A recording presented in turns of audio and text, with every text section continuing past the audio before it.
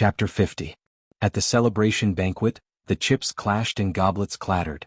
Xing Xiao sat in a corner bored, completely unwilling to join such a boring and time-wasting gathering.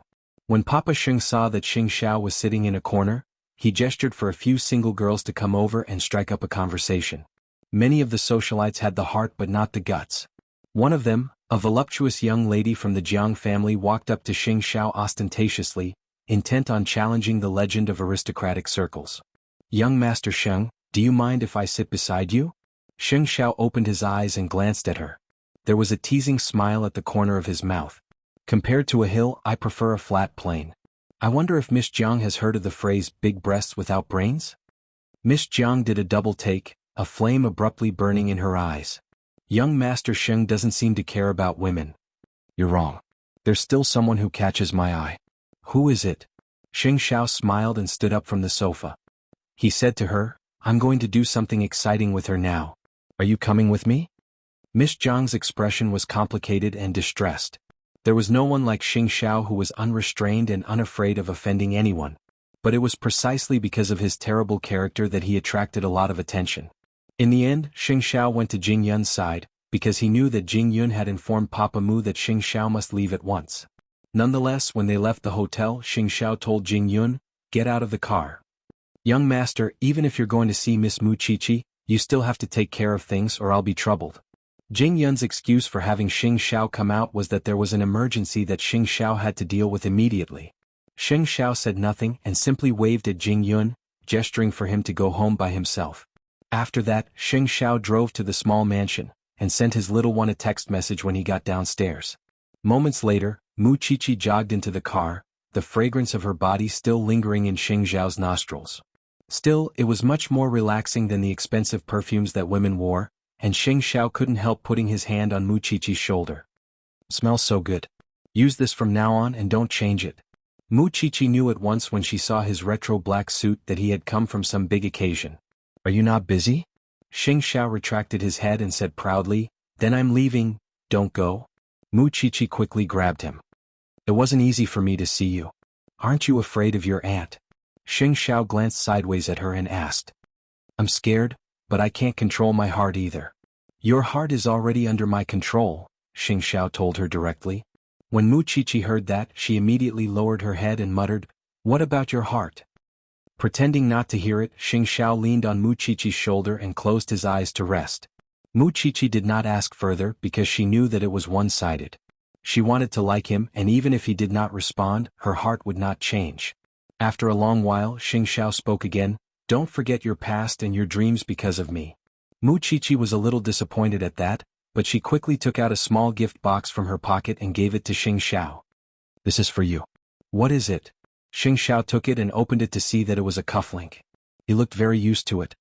"I made it myself," Mu Chichi added. Xing Xiao simply put it in his coat pocket and said nothing else, turning to Mu Chichi. "Go back. Your aunt will come looking for you later." "Xiao Xiao, aren't you afraid?" Mu Chichi sat in the car and did not move. It was then that Xing Xiao reached out and hooked his arm around her neck, pulling her closer. "I've told you before. Don't think about getting out alone since you dragged me into hell." "I didn't want to get out alone," Mu Chichi said, feeling wronged. "But I don't dare to ask anything from Xiao Xiao. I can only be careful." Perhaps drunk, Xing Xiao simply picked Mu Chichi up and placed her on his lap. Mu Chichi did a double take. She had never sat on Xing Xiao in such a position. Even so, they could clearly feel each other's warmth. Mu Chichi could also smell the scent of red wine on Xing Xiao's body. "You drank?" Xing Xiao was about to say something when he saw someone passing by the woods. He quickly put Mu Chichi back on her seat and said to her after the person left, "Go back. I'll come back tomorrow night." "Okay." Mu Chichi nodded. Then she opened the door and got out of the car. She watched as Xing Xiao drove away, feeling complicated and upset. It was clearly shameful and she had to be careful. Why did she plunge headfirst into it? Soon Mu Chichi returned to her room. Xing Xiao did not react even after she gave him the gift. He probably would not like something made by a child like her. In fact, she would not know that Xing Xiao parked his car by the roadside after he left the little mansion. He took out a small box from his coat and touched the cufflinks inside. After all, it was the first time Xing Xiao had received something made by someone else since he was a child. Although the design of the cufflinks was not very impressive and even looked adorably ugly, Xing Xiao put them in the pocket of his suit, close to his heart. The next day when Mu Qiqi went downstairs, Su Zipei was ready to go to Eton to make Mu Qiqi proud. Mu Qiqi quickly gave her a thumbs up when she saw that Su Zipei was dressed in luxury goods. "You're so beautiful today. It's good that you like it. But it's too expensive and I'm afraid I'll break it." "Don't be nervous, Aunt Zipei. Just do as Xiao, Brother Xiao said last night." Mu Qiqi told Su Zipei. "Don't worry, it won't break." Su Zipei smiled and poked Mu Qiqi's nose. "Don't worry. I know what to do. I won't drop the ball when it matters." Mu Qiqi made an okay gesture and left the little mansion with Su Zipei after breakfast. Even old Lin was impressed by Su Zipei. "You're very beautiful today, Miss Su." Su Zipei smiled at old Lin as Xing Xiao taught her. That was how one's temperament came to be. Soon they got into the car. Still, Mu Qiqi, who had just told Su Zipei not to be nervous, was now nervous herself. Chapter 51. When they arrived at Eton's gates, Su Zipei and Mu Qiqi got out of their respective cars, and walked side by side towards the gates. The designer had trained Su Zipei on how to walk properly, and though it was only for a short time, Su Zipei remembered the essentials.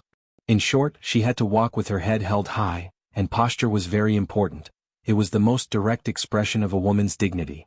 Mu Qiqi looked around to observe the attention of the students, and found that they were staring at Su Zipei from time to time.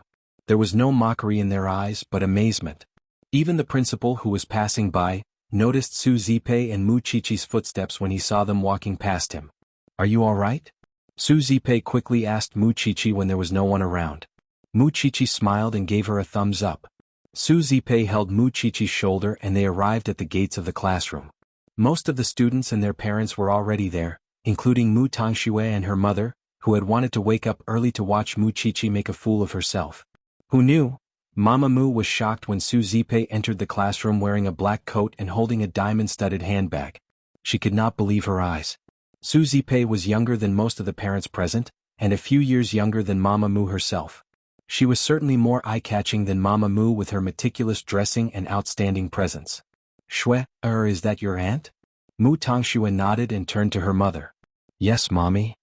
I can't believe it." Mama Mu's chest was overflowing with indignation. Mu Qiqi deliberately observed the mother and daughter's expressions and sneered.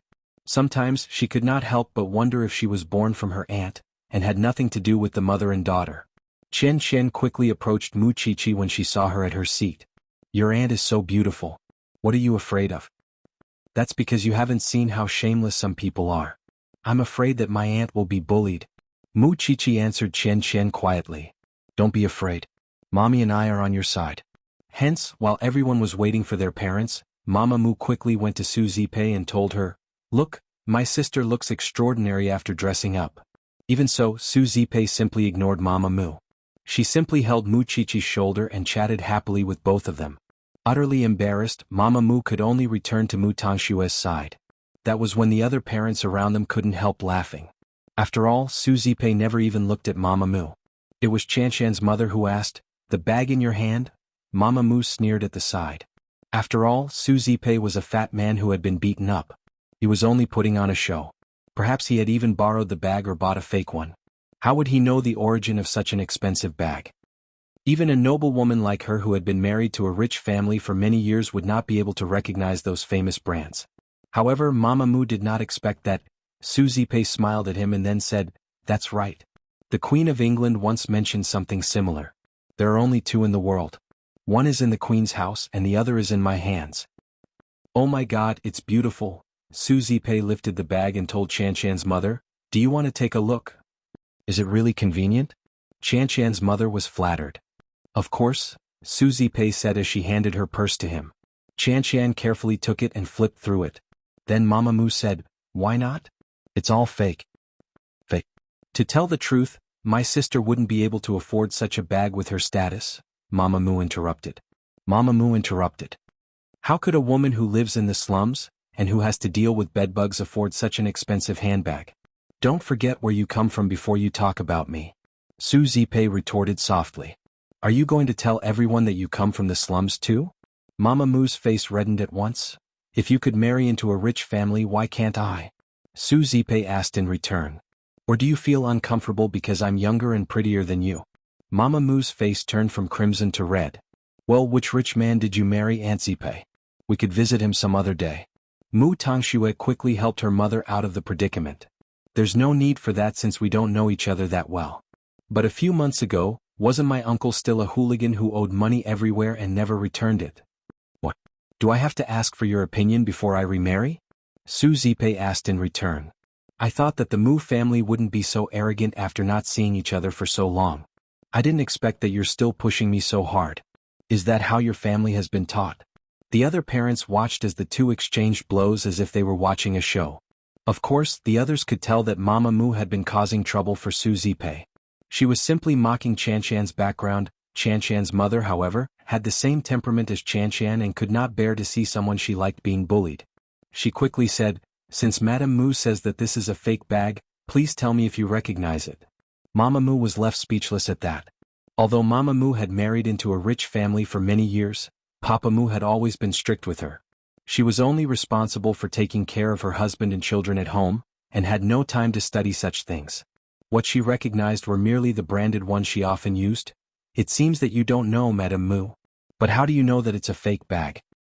Zipe knows that I'm usually too concerned about my children to pay attention to such things. Then why would you mock someone else for a fake bag? Chanshan's mother challenged Mama Mu. Mama Mu stuttered, unable to answer. That was when Su Zipe smiled and stopped arguing with Mama Mu. In that very moment, Mama Mu wanted to dig a hole and hide in it, because it was too embarrassing.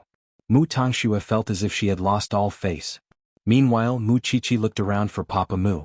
Mu Tangxue had said that her parents would be there. But where was Papa Mu? It was weird that Papa Mu would attend such an event for Mu Tangxue, but Mu Qiqi knew it very well.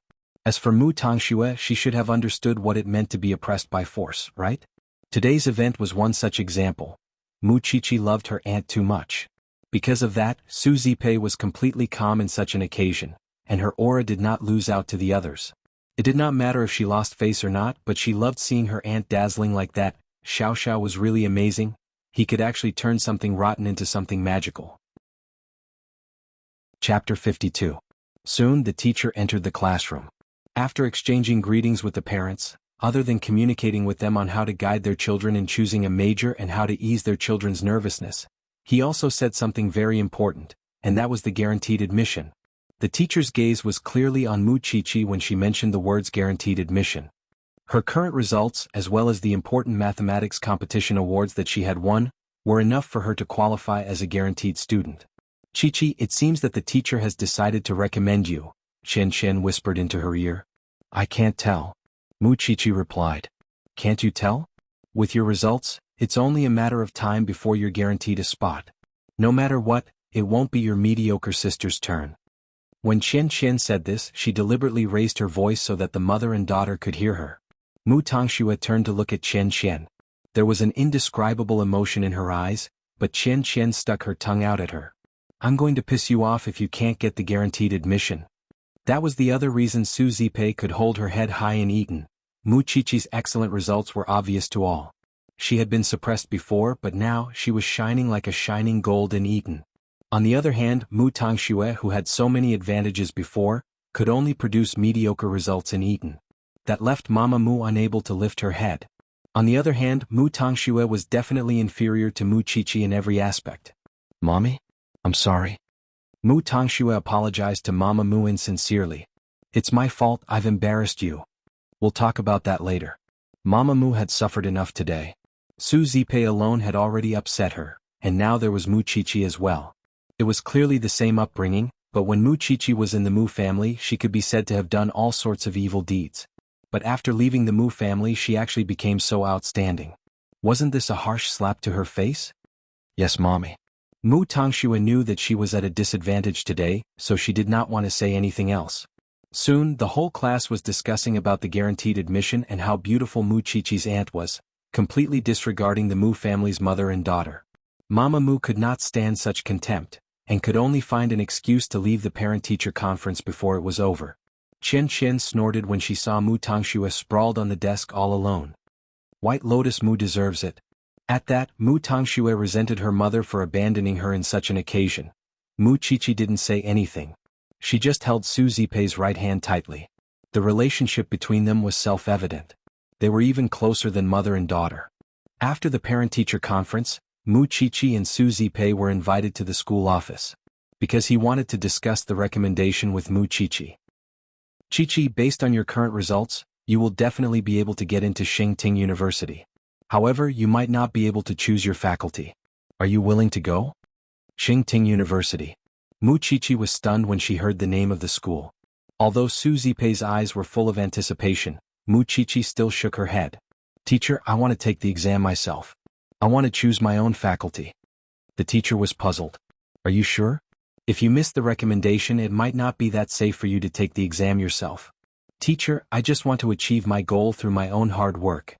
Mu Qiqi answered firmly. If you don't like Xingting University, where do you want to go? It's not that I don't like Xingting University. I just want to prove myself. Mu Qiqi corrected herself. I'm letting you down. Actually, I expected it. Since you have made up your mind, I won't force you. Good luck, Qiqi. Mu Qiqi nodded. When Xing Xiao spent the whole night looking for the faculty for her, she had already decided to try her best to get into that faculty. So, Mu Qiqi did not want the recommendation. When they left the teacher's office, Su Zipei asked Mu Qiqi pitifully, what if I make a mistake? Aunt Zipei, can you trust me? Moreover, this is my own life. I will try my best to plan it well. All right. Su Zipei nodded. No one noticed that Mu Tongxue was pretending to knock on the door but was actually eavesdropping on them. Unexpectedly, Mu Qiqi was so confident that she wanted to get into Xingting University by herself. Did she think it was that easy? No matter what, she must get the recommendation. Not only because she wanted to get into the best university, but also because it belonged to Mu Qiqi. No matter what, Mu Qiqi and Su Zipei were in the limelight in this parent-teacher conference. Mu Tongxue was even mocked by others. Qian Qian sighed when she thought of Mu Tongxue being alone in the parent-teacher conference. I have never seen a mother like this. She threw her daughter here as a shield when she lost face. How could she do that? You are lucky that you left the Mu family. No wonder Mu Tongxue is a psychopath. No one in the Mu family is normal. She has no sense of responsibility at all. She has been like this ever since she married into the Mu family. Her husband is strict and she has no opinions of her own. Mu Qiqi answered Qian Qian. She can sacrifice her daughter for her own benefit. Well, Mu Tongxue isn't having a good time in the Mu family either, of course. Mu Qiqi thought that Mu Tongxue had to bear all the negative emotions of the family after she left the Mu family. Did Mu Tongxue think that she could become the darling of the family? Mu Qiqi understood everything, and the first thing she did after school in the evening was to text Xiao Xiao, telling him everything that happened in the parent-teacher conference today. I've never been so excited. I feel like I'm floating when I see you shining so brightly, Aunt Zipei. Knowing the little one's pride, Xing Xiao smiled devilishly. Remember to repay me. I'll repay you then. Then Mu Qiqi told Xing Xiao about her rejection of the recommendation. I think I'm a little silly, but I still want to rely on myself. You have the ability. Xing Xiao replied simply. Xiao Xiao, I want to see you now. I feel happier than I have ever been. Mu Qiqi typed as she got out of the car. It was only then that she noticed that Xing Xiao's car was parked outside the little mansion. Chapter 53. Xiao. Brother Xiao. At the moment, Xing Xiao was sitting in the living room, flipping through the television as he pleased. Wash your hands. It's almost time for dinner. Su Zipei came out of the kitchen and told Mu Qiqi, who had lunged at her, before turning to enter the kitchen. Mu Qiqi walked up to Xing Xiao, seizing the opportunity to hold his right hand. But she let go a second later, afraid that Su Zipei would notice. I'm going to change. Xing Xiao gestured for her to hurry with his chin, his eyes unconsciously showing a hint of indulgence. Soon Mu Qiqi changed and went downstairs. Su Zipei had already prepared the cutlery, and Xing Xiao sat down at the dining table. Thank you so much, young Master Sheng. If it wasn't for you, our Mu Qiqi would have been bullied. Su Zipei thanked Xing Xiao even as she took a seat. Look at you. You spend money and work hard. We really don't know how to repay you. It's fine. Mu Qiqi can pay me back in the future. Xing Xiao replied nonchalantly. On the surface, it sounded as if he was waiting for Mu Qiqi to grow up and work. Still, only Mu Qiqi and Xing Xiao knew the meaning behind his words. That was why Mu Qiqi blushed. To hide her blush, she had to bury her head in her bowl and pretend to be hungry. This child eats slowly. Xing Xiao tilted his head and looked at Mu Qiqi. He smiled and continued eating. After a while, Mu Qiqi finished eating and quickly said to the two of them, "I'm done eating. I'll go upstairs to study. Young Master Sheng, please don't forgive her. You've spoiled her rotten." "It's good that she's spoiled," Xing Xiao said with a hidden meaning. "I've told you before that I hope she can do whatever she wants in Jianchuan." "That's not right. You're going to get married and have children and you can't stay by her side forever. You've done enough for us, young Master Sheng. I have nothing else to ask for, and I'm willing to work like a horse for you in the next life." Xing Xiao did not reply. In fact, the answer in his mind was that he did not want to work like a horse in the next life. That was too far away. All he wanted was Mu Qiqi and nothing else. Soon Xing Xiao finished his meal and left. Because it was still early, he went back to Huangyao to settle his own business first. At around 9 o'clock he returned to the small villa. Mu Qiqi quietly left the house after receiving Xing Xiao's message. After Mu Qiqi got into his car, Xing Xiao drove her away from the small mansion. This time the two of them did not go to an amusement park or a small forest. Instead, they went to the highest peak of Jianchuan to watch the night view. She could only sit in the car because it was too cold, but she was very excited to be able to overlook all of Jianchuan. "Xiao Xiao." Xing Xiao did not say a word. He simply carried Mu Qiqi and placed her on his thighs. Mu Qiqi sat on him and wrapped her arms around his neck. Neither of them said a word, as if they were enjoying the intimacy of the moment. "Once you get into Xingting University's engineering faculty, I'll prepare a place to welcome you outside the campus," Xing Xiao suddenly said after a while. "You mean?" Although Mu Qiqi understood, she could not believe it. So, she wanted to confirm it again. "I won't repeat myself." Xing Xiao was not that patient. Is that a promise to me?" Mu Qiqi mustered her courage and asked Xing Xiao. "Can I take it that way?"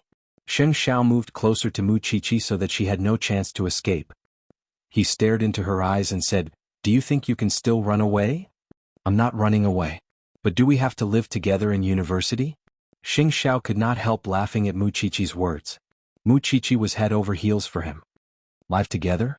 What's in your head all day?" Mu Qiqi felt that she was being teased.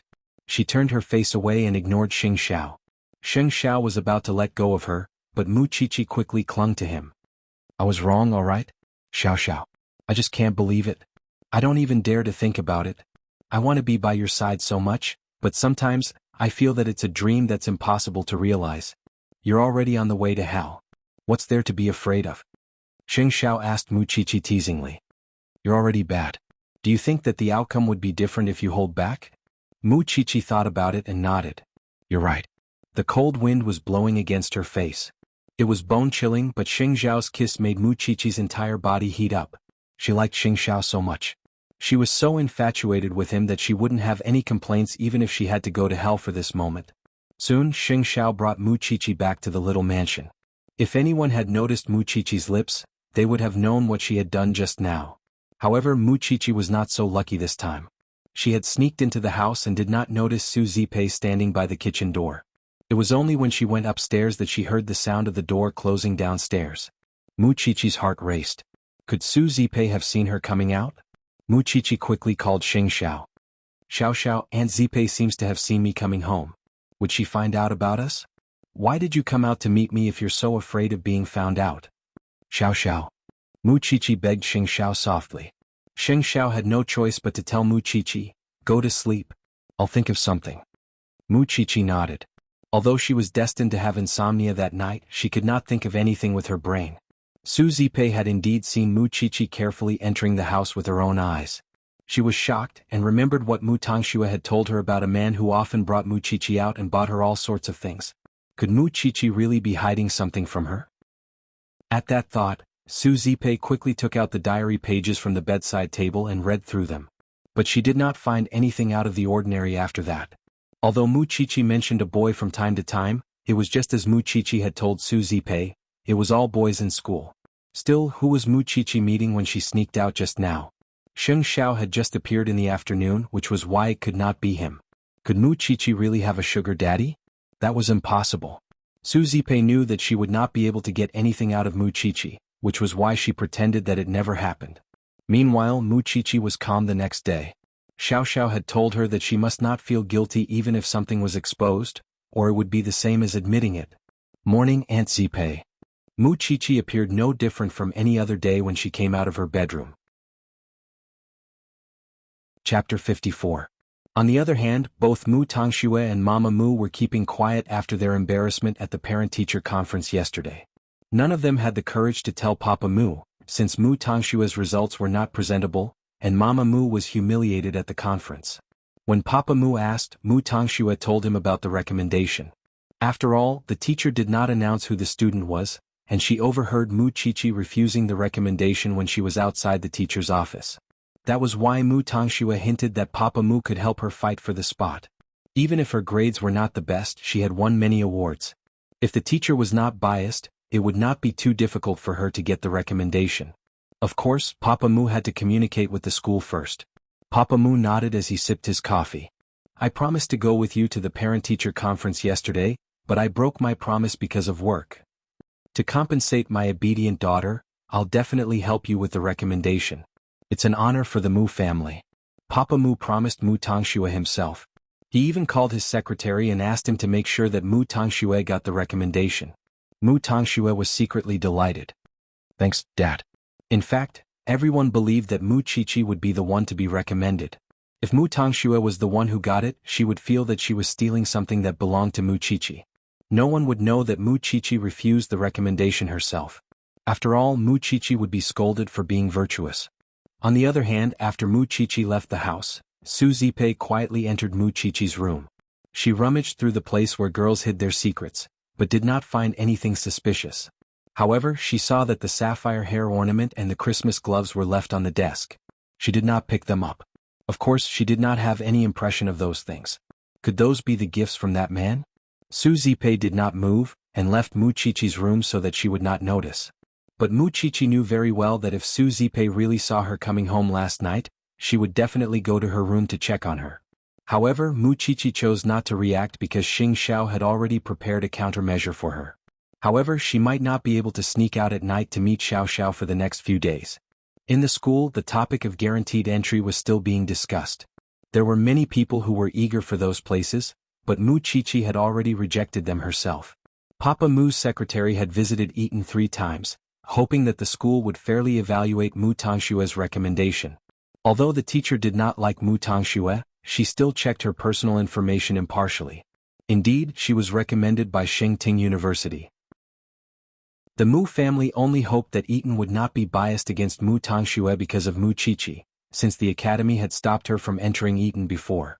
Papa Mu's secretary used that as an excuse to ask the school to reconsider. In the end, the school relented. Either way, the recommendation still depended on the National Education Department's review, which was why recommending Mu Tongxue now was not a big deal. The teacher recommended Mu Tongxue reluctantly, but at the same time she had greater hopes for Mu Chichi. She hoped that Mu Chichi would do well. As such, the teacher gave Mu Chichi a heads up, and Mu Tongxue was already on the list of recommended spots. Mu Chichi was uncomfortable, but she was the one who rejected it, and she had no right to be upset. Moreover, Su Zipe noticed her going out last night, which left Mu Chichi depressed. She did not know if she could see Xiao Xiao that night. In the evening, Mu Chichi returned home from school, but did not see Old Lin's car when she stepped out of the school gates. Mu Chichi was about to call Old Lin when she saw Xing Xiao's call. Same place. Waiting for you. Xing Xiao was referring to the same place where he had camped Mu Tongxue. Mu Chichi promptly ran there and got into Xing Xiao's car when no one was looking. Xiao Xiao, where's Uncle Lin? I've talked to your aunt. I'm taking you out for dinner tonight. Xing Xiao told Mu Chichi. Mu Chichi was delighted to see Xing Xiao. She thought she would not be able to sneak out at night to meet Xiao Xiao anymore. Moreover, when Xing Xiao mentioned that he was taking Mu Chichi out at the small mansion, Su Zipe had specifically asked him if he knew about Mu Chichi's sapphire hair accessory. Xing Xiao explained, it's the one she wore to the birthday party on her 18th birthday. Su Zipe thought about it and realized that it was true. Then I've misunderstood. Su Zipe murmured. Young Master Sheng, did you notice that Mu Chichi was in contact with someone other than you? No. With that, Xing Xiao drove away from the small mansion and headed towards Eton. And Su Zipe did notice it. Even so, Su Zipe did not suspect that it was Xing Xiao. In fact, she hoped that Xing Xiao would bring Mu Chichi around more often, because that would prevent her from meeting random people. Where are we going for dinner? Mu Chichi appeared excited. Did you know? I thought I wouldn't be able to meet you tonight.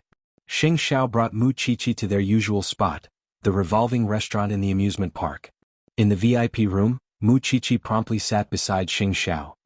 Xiao Xiao, give me a hug. Xing Xiao reached out and placed her on his thighs.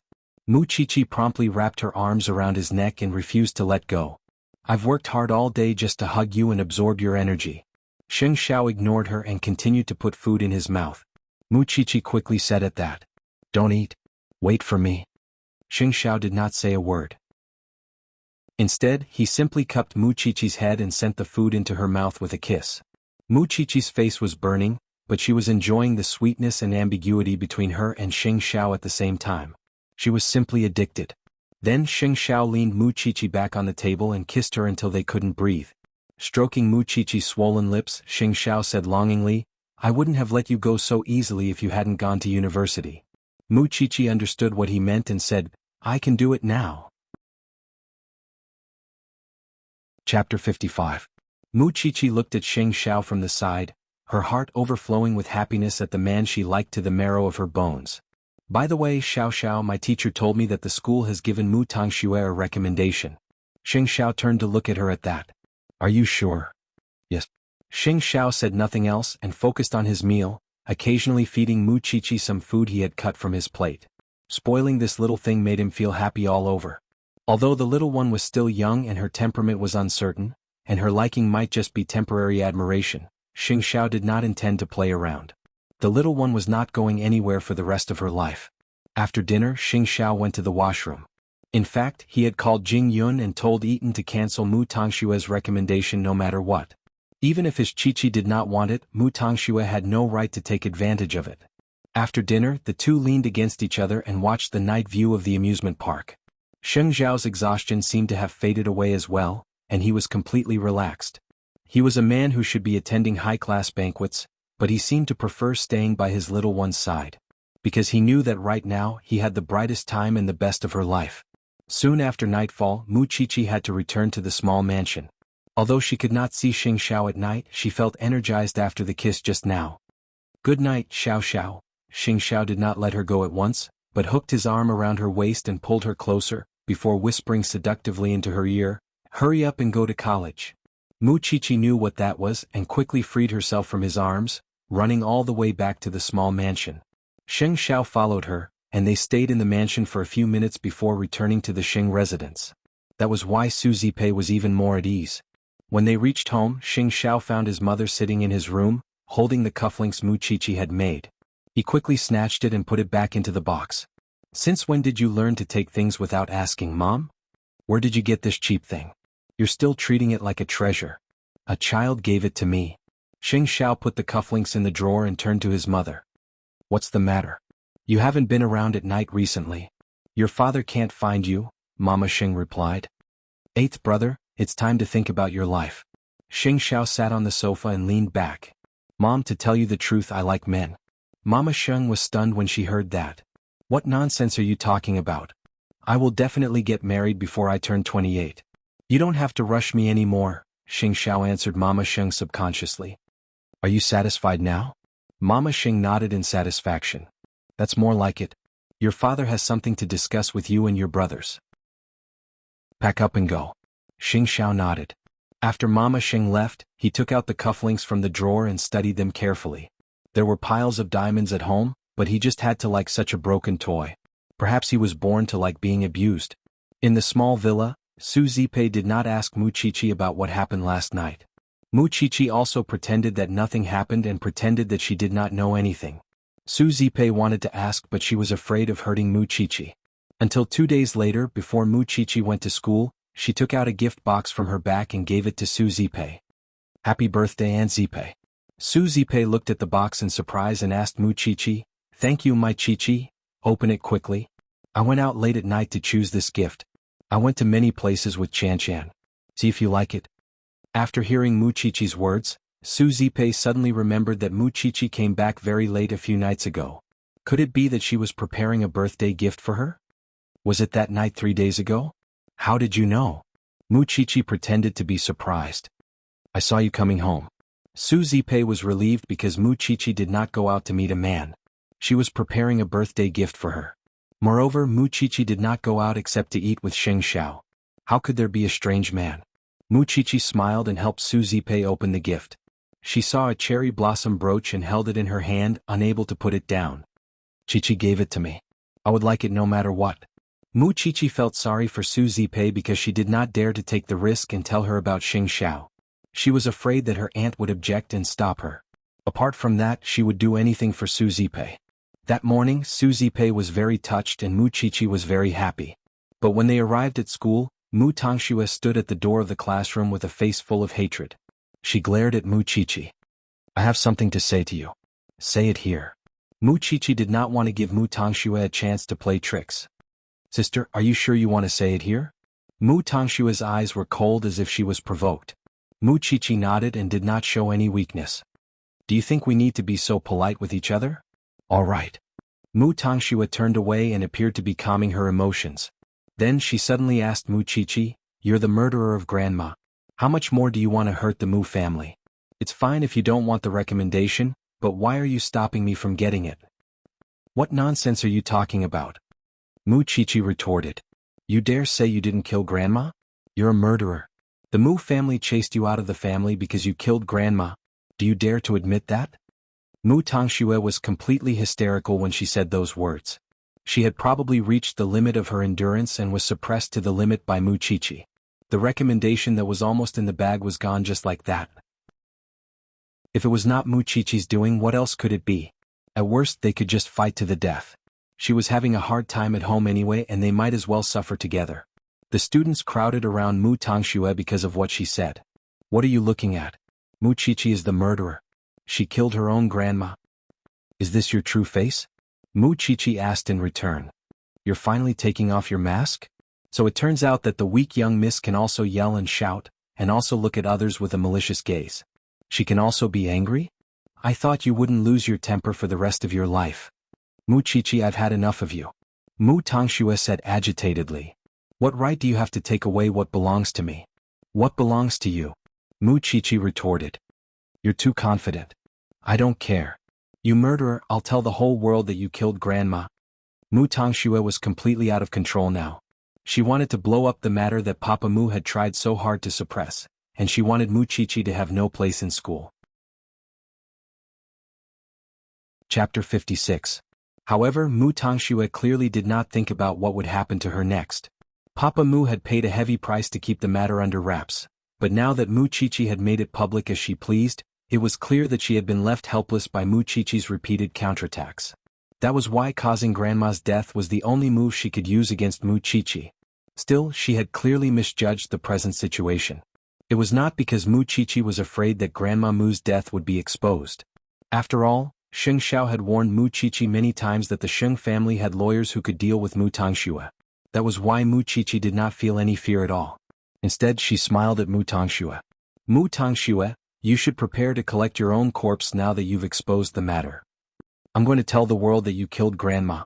Mu Tangxue insisted stubbornly. By then, more students were gathering around them, but Mu Chichi was not fearful of being accused at all. She even smiled. You're saying that I killed Grandma?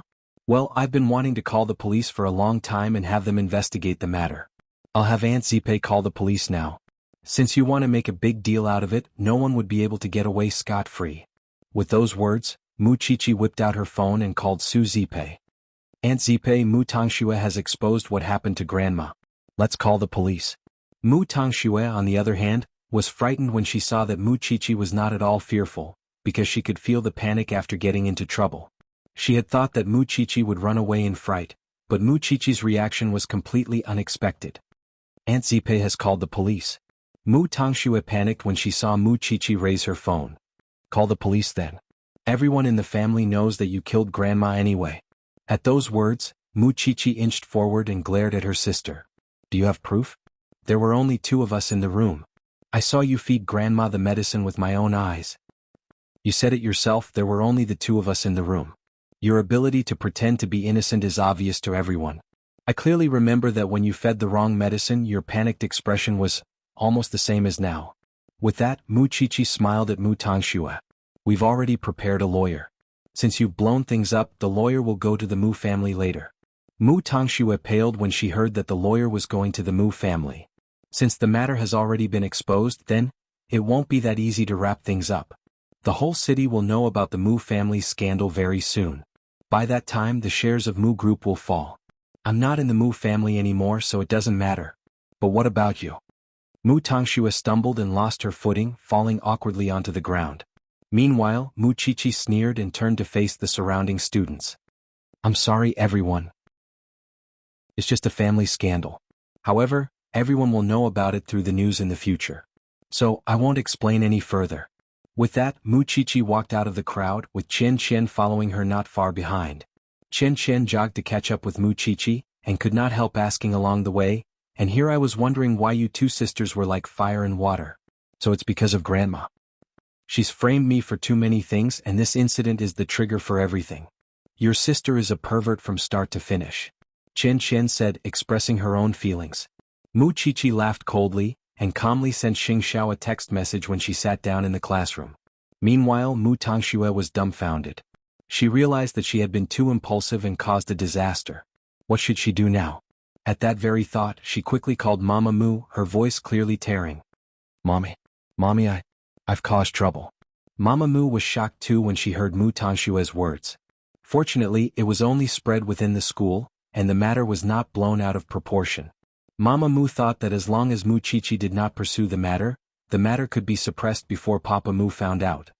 What are you spacing out for? There's no one else but your sister can save you now. Hurry up and beg her not to blow things up. Your father would skin you alive if he finds out. Why are you so impulsive, dear? Begging Mu Qiqi? Wouldn't that be worse than killing her? Still, Mu Tangxue shuddered at the thought of Papa Mu's face. She dared not think about anything else and promptly headed for the classroom. It was already time for class. Mu Tangxue walked to Mu Qiqi's side and reached out to grab her arm. I was too angry just now and said something I shouldn't have. I apologize, please forgive me. Mu Qiqi nodded. Mu Qiqi freed herself from Mu Tangshue's grip, and asked her in return, didn't you say that you couldn't take it anymore? Didn't you say that I killed Grandma and that the whole family knows? What? Now you realize that you said something you shouldn't have? Sis? I really didn't mean it. Please forgive me. Forgive? Mu Qiqi shot to her feet at that and glared at Mu Tangxue. You're going to be in big trouble and you're begging me for forgiveness now? However, I haven't forgotten how your little sister was able to deal fatal blows to me with every single move she made. I don't care what the Mu family wants. I don't care either. But Mu Tangxue, you keep challenging my bottom line. Do you really think that I'm still the same Mu Qiqi you bullied and took the blame for half a year ago? I must get justice for Grandma's death. Either you admit that you killed her or get the hell back to your seat. Don't try to frame me and apologize to me at the same time. You're so hypocritical it makes me sick. Do you understand? Mu Tangxue was really frightened this time and did not know what to do at all. Mu Qiqi would not budge at all. She could only hide in the washroom and call her mother. Mommy? Sis won't budge. She said that she's going to get to the bottom of this. Mommy, what should I do? Don't panic. I'm coming to get you and I'll bring you to your grandfather. He loves you the most and he would definitely protect you. After the call, Mu Tangxue could only hide in the washroom, not daring to show herself because she had a guilty conscience. Mama Mu soon arrived at school and found Mu Qiqi in class unscathed. In that very moment she felt that Mu Qiqi was a cold-blooded demon. Chapter 57. Mu Qiqi watched as Mama Mu left with Mu Tangxue, but she did not care. She had once hoped that her mother would stand by her side and put in a good word for her so that her father would not blame her. But Mama Mu had always stood by Mu Tangshue's side. Now she wanted to know what tricks Mama Mu would play to protect Mu Tangxue. Now the students of the school finally knew why the twins had fallen out with each other to such an extent. Because human lives were at stake. They blamed each other and Mu Qiqi was chased out of the Mu family because of that. Twins were born. From then on, the fates of the two sisters underwent an earth-shattering change. Chen Chen looked at Mu Qiqi after class, shaking her head. Your sister is such a pervert. She's so good at acting. No wonder you're the one chased out. That's in the past. Do you think I can tolerate her now? Mu Qiqi snorted coldly. Chen Chen smiled but said nothing and gave Mu Qiqi a thumbs up. Xing Xiao soon read Mu Qiqi's message, and his lips curled into a playful smile. Since Mu Tangxue was so unwittingly seeking her own death, he would certainly fulfill her wish. Wouldn't he be wasting her good intentions otherwise? Mu Tangxue had bullied Mu Qiqi for so long, and Sheng Xiao had been waiting for this day for a long time. He had an agreement with Papa Mu that he could not reveal it, but now, if Mu Tangxue came to him on her own and he did not seize the chance, he would be letting down her good intentions. That was why he quickly called Jing Yun and had him call the police, and arrange for a lawyer and the media to make the Mu family pay the price. Soon, Papa Mu's secretary received a call from the police, saying that someone had reported a murder in the Mu family, and that the police were sending people to investigate the truth. Papa Mu's face fell at once. He rushed back to the Mu family without stopping, only to find that the police and the lawyer sent by Jing Yun were already waiting at the gates. Papa Mu had met the lawyer before. So he immediately told him, "You didn't abide by the contract. You said that these things wouldn't be made public." "Mr. Mu, don't get angry. This has nothing to do with us. It was your daughter, Miss Mu Tangxue, who leaked the news. She said such things in front of the whole school today. Miss Mu Qiqi has no choice but to ask us to report this to the police to prove her innocence," Mu Tangxue said. The lawyer appeared to be explaining, but in fact he was pushing all the blame to Mu Tangxue from the start. Papa Mu's face turned red when he heard that. He was probably furious. "You can suppress the matter. Mr. Mu, you have to know what kind of school Eton is. Every student has a powerful parent behind them. Do you think they can be suppressed if the news gets out?" The lawyer asked Papa Mu. "Be good. Please blame your daughter. Actually, we didn't want to come here." The lawyer was very smart. He shirked all responsibility very cleanly. Papa Mu suppressed his anger. All he cared about was whether this incident would be blown out of proportion and whether Mu Group would be implicated. And where was that evil girl now? How daring of him to disregard his words. Then the police asked about the incident. But Papa Mu told them, "There's no such thing. It's just a child's joke." "That won't do. What if your daughter slandered Miss Mu Qiqi in public again? What should we do then?" The lawyer did not let it go. "If you can't cooperate, Mr. Mu, we can only send you a subpoena." The lawyer meant that he would have to go to the judge anyway. He would not let the matter go so easily. Furious, Papa Mu called Mama Mu right away. "Why aren't you back yet? Bring that little bitch back. Look at what she has done." Mama Mu was trembling when she received the call. She was hiding with Mu Tangxue at Grandpa Mu's place. After school, Mu Qiqi got into old Lin's car. She hugged Su Zipei when she got home. "Aunt Zipei, good girl, you've suffered." Su Zipei could not help sighing. "Can I go out with Brother Xiao tonight? I want to know what happened to the Mu family and how Mu Tangxue is now." Mu Qiqi begged. "I'll come back before midnight to celebrate your birthday with you." "Silly girl. I've already received your gift. You can celebrate your birthday every day. Go." Su Zipei nodded. She knew that Xing Xiao was the only one who could help Mu Qiqi now. "Thank you, Aunt Zipei."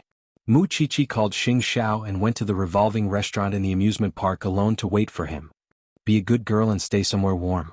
You'll be punished severely if your hands turn cold," Xing Xiao replied. He then hurriedly dealt with the matter at hand so that his little one would not be worried. Mu Qiqi sat in front of the window of the revolving restaurant and watched the Ferris wheel turn slowly. Soon Xing Xiao arrived. Xing Xiao picked her up without a word and went to the VIP room, closing the door. "Didn't I tell you to stay somewhere warm? I want to be the first to see you," Mu Qiqi quickly explained. Xing Xiao lifted Mu Qiqi's chin and inhaled her fragrance out of habit. Then he took out his phone and showed Mu Qiqi everything that happened when the lawyer visited the Mu family today. The lawyer recorded it secretly," Xing Xiao answered, wrapping his arms around Mu Qiqi. Mu Qiqi leaned against Xing Xiao's chest and watched the entire conversation between the lawyer and Papa Mu. Judging from Papa Mu's attitude, Mu Tangxue would be in deep trouble. If nothing goes wrong, the Mu family would come and beg for your forgiveness. "You can ask for anything you want then." No, Mu Tangxue would think of another way to escape. Mu Qiqi knew Mu Tangxue well. She would definitely find another way. "Don't you understand, little one? You just have to watch the show no matter what Mu Tangxue wants to do." "That's true." Mu Qiqi couldn't help smiling brightly. "Xiao Xiao, can I prove my innocence if they pursue this matter? Why are you hugging and kissing me if you want to prove your innocence?" Xing Xiao put down his phone and looked at her dangerously. "You're going to get even more unclean soon?" And Mu Qiqi understood the hint. Her face reddened even more. Chapter 58. Seizing the chance, Xing Xiao pinched her chin and kissed her deeply. Then he let go of Mu Chichi so that she could breathe freely. If it weren't for the fact that you're still a little thing, the place I've brought you to wouldn't be a playground. Xing Xiao never hid his desire in front of Mu Chichi. It was the most direct expression of a man's interest in a woman. Although Mu Chichi was shy, could she swear that she didn't like Xing Xiao when he behaved like that?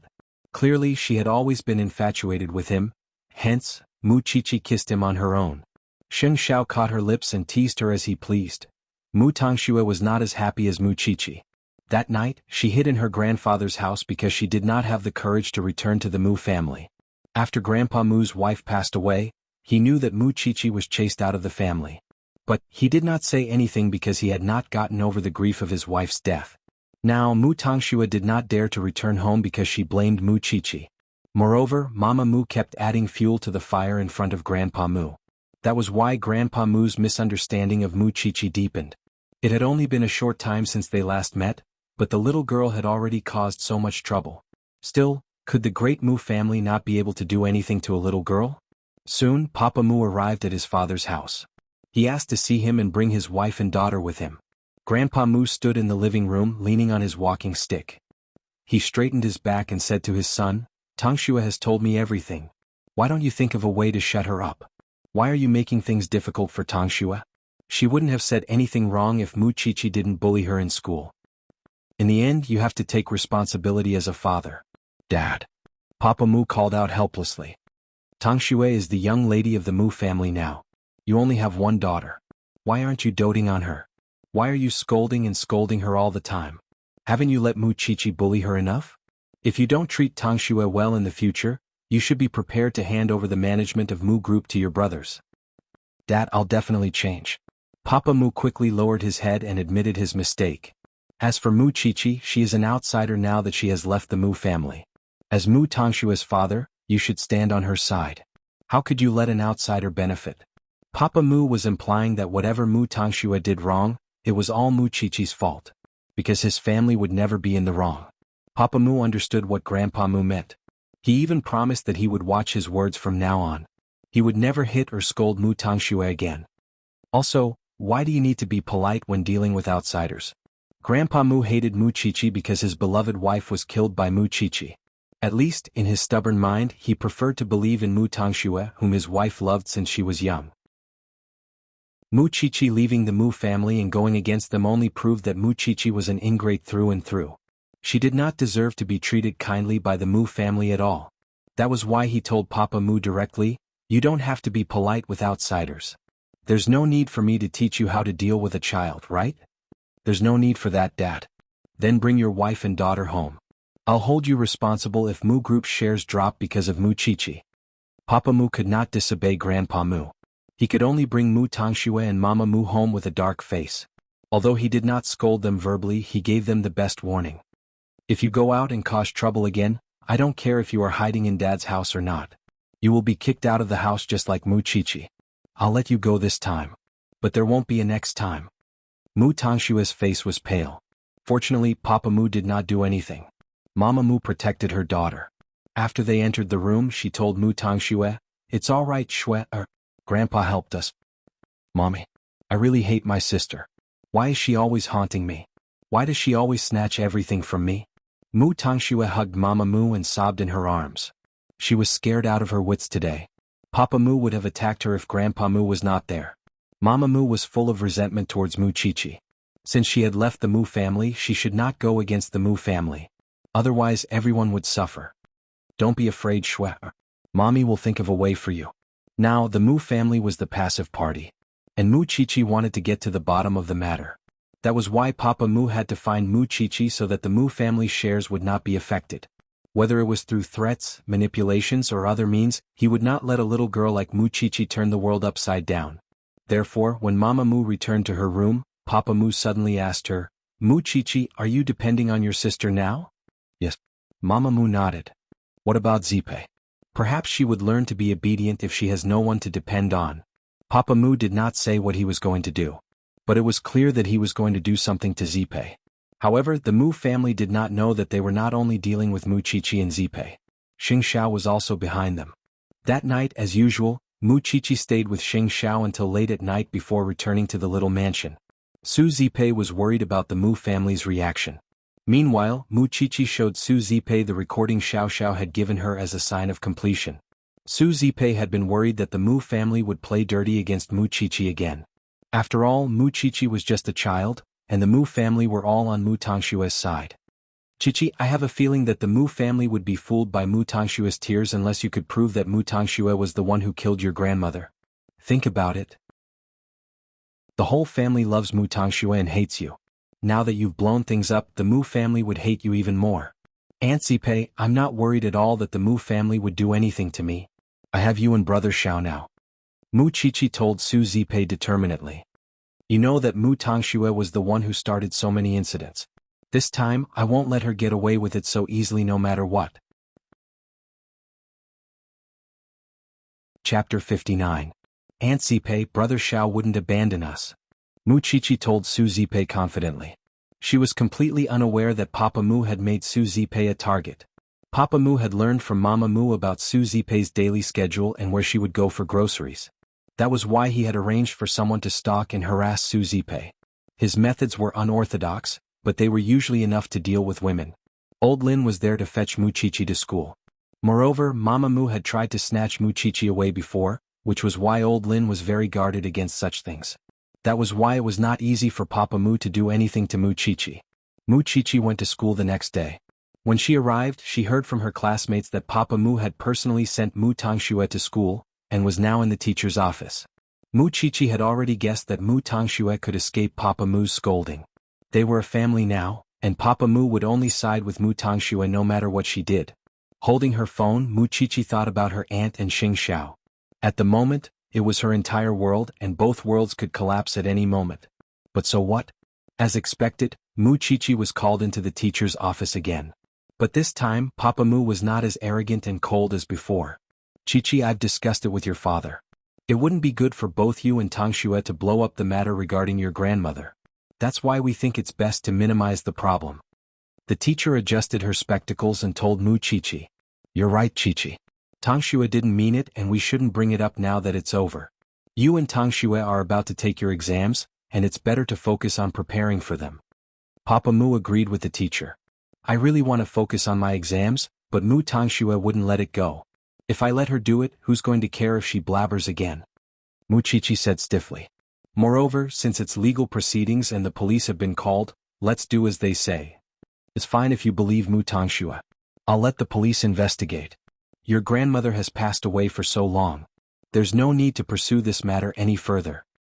You were chased out by your own parents, and you say you won't pursue the matter? That's too easy. Mu Qiqi insisted. All these years you've always sided with Mu Tangxue and never treated me fairly. If that's the case, I'll find justice myself. Qiqi, stop fooling around. The teacher was getting anxious. Your exam is more important now. It's fine, teacher. Since she wants fairness, let her pursue it.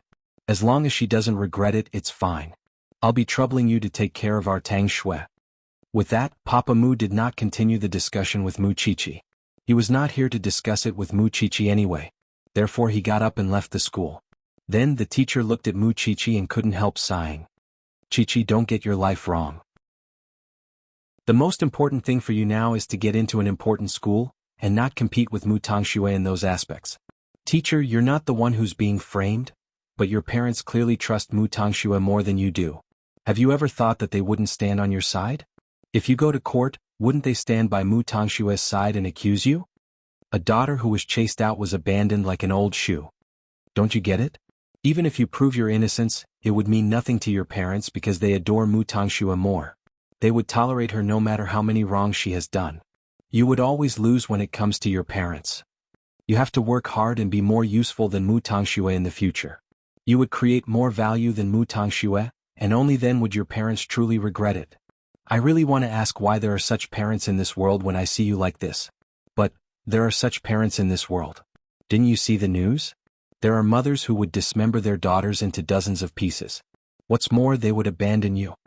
At those words, her teacher put a hand on Mu Qiqi's shoulder and told her, listen to me. Teach Mu Tangxue a lesson while your parents can still negotiate. Don't overdo it and keep a low profile. There are still many chances in the future. You're an adult now, Chi-Chi. Mu Chi-Chi was moved by her teacher's words. She knew that her teacher was truly thinking for her own good, and that if she continued to argue with Mu Tangxue about the culprit, both of them would suffer in the end. Moreover, the Mu family might come up with more devious tricks to deal with her and her aunt. Still, she was very unwilling to accept the fact that Mu Tangxue had accused her of her grandmother's murder in front of the entire school. Was there really no way to find evidence for this matter? Mu Chi-Chi had many thoughts on that day, especially when she saw Mu Tangxue. Their eyes met, and the hatred between them was so obvious that even bystanders could feel it. Still, Mu Tangxue did not bother Mu Chi-Chi that day, and the two acted as if the other did not exist. Still, when Mu Chi-Chi returned home from school, she noticed that her aunt's expression was not good. "Aunt Zipe, what's wrong? Are you not feeling well?" "No, you must be seeing things," Su Zipe quickly explained, touching her face. "What's with the scratch on the back of your hand?" Mu Chi-Chi quickly asked, grabbing Su Zipe's hand. Su Zipe sighed and eventually told Mu Chi-Chi about being stalked and harassed today. Mu Chi-Chi knew whose masterpiece it was. Or rather, everyone knew it. It was just a warning from the Mu family. "I'm sorry, Aunt Zipe. You have to go through all this because of me." Su Zipe patted Mu Chi-Chi on the shoulder and comforted her. "It's fine, Aunt Zipe. Just be careful when you go out." Unable to hold back, Mu Chi-Chi whipped out her phone and dialed Xing Xiao's number. "Brother Xiao, I want to see you." Xing Xiao could hear the aggrieved tone in Mu Chi-Chi's voice over the phone, and promptly told everyone in the meeting, "The meeting is over for today. We'll continue tomorrow." Everyone looked at each other, but none of them could do anything about the Crown Prince, and could only watch as he rose and left the meeting room. It would be weird if he was in the mood for a meeting when his little one was being bullied. Therefore, Xing Xiao drove straight to the little mansion. Meanwhile, Mu Chi-Chi and Su Zipe were sitting in the living room, both of them looking terrible. "What is it?" Xing Xiao asked, holding back the urge to grab the little one and give her a spanking. "What happened?" "So, Brother Xiao, I don't want to pursue the matter of the murderer anymore. I don't have the ability to retaliate, and all I can do now is cause Aunt Zipe pain.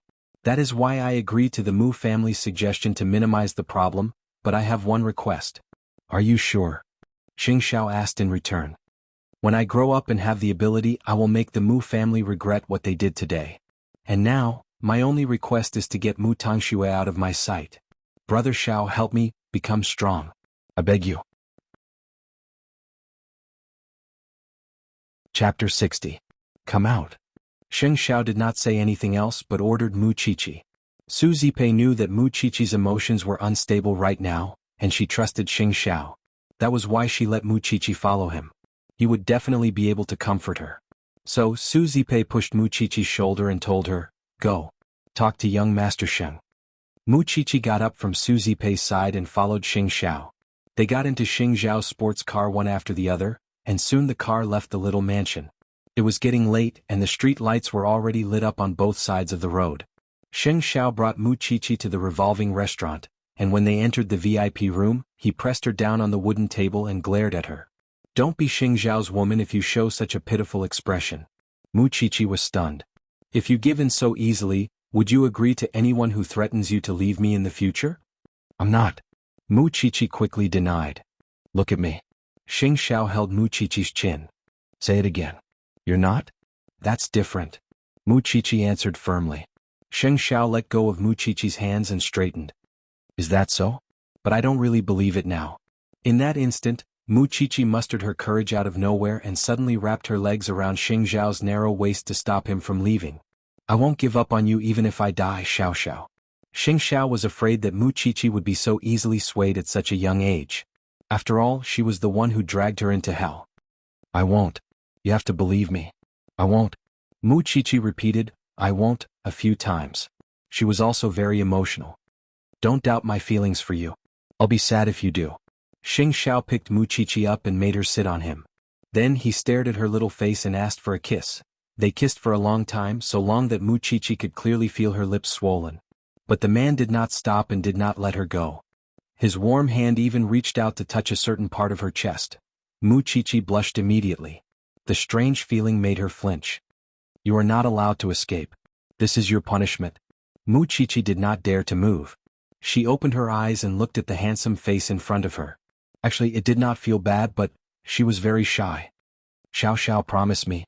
Aunt Zipe was followed by the Mu family today. I can't protect her now. I'm worried. Are you going to suffer this loss for nothing? Sheng Xiao squinted at her and asked teasingly. It's not a free meal. Just as you said, I can ask for many things. Mu Chichi said seriously. Xiao, there's still a long way to go. In the end, what was the reason for his anger? It was nothing more than the little thing suffering a loss. I don't care anymore. Sheng Xiao heaved a sigh of relief. Although he was not satisfied with the sex just now, he said, let's go and take a look at the houses near Xingting University. When the time comes, decorate them according to the style you like. But there's still half a year. Mu Chichi felt that this man was very anxious. Half a year will pass in the blink of an eye. Moreover, didn't you just beg me to make you stronger? How much free time do you think you will have after you have all kinds of training classes? Sheng Xiao asked. He lifted her chin and said to her dangerously, you probably don't know how much I want to eat you up right now. Are you so sure that I can get into Xingting University? I know you better than you do. Sheng Xiao said and put Mu Chichi down from his arms. If he kept hugging her, he could not guarantee that he would not do something terrible to her. Mu Chichi took the opportunity to sit opposite Sheng Xiao. She reached out and touched her thin lips.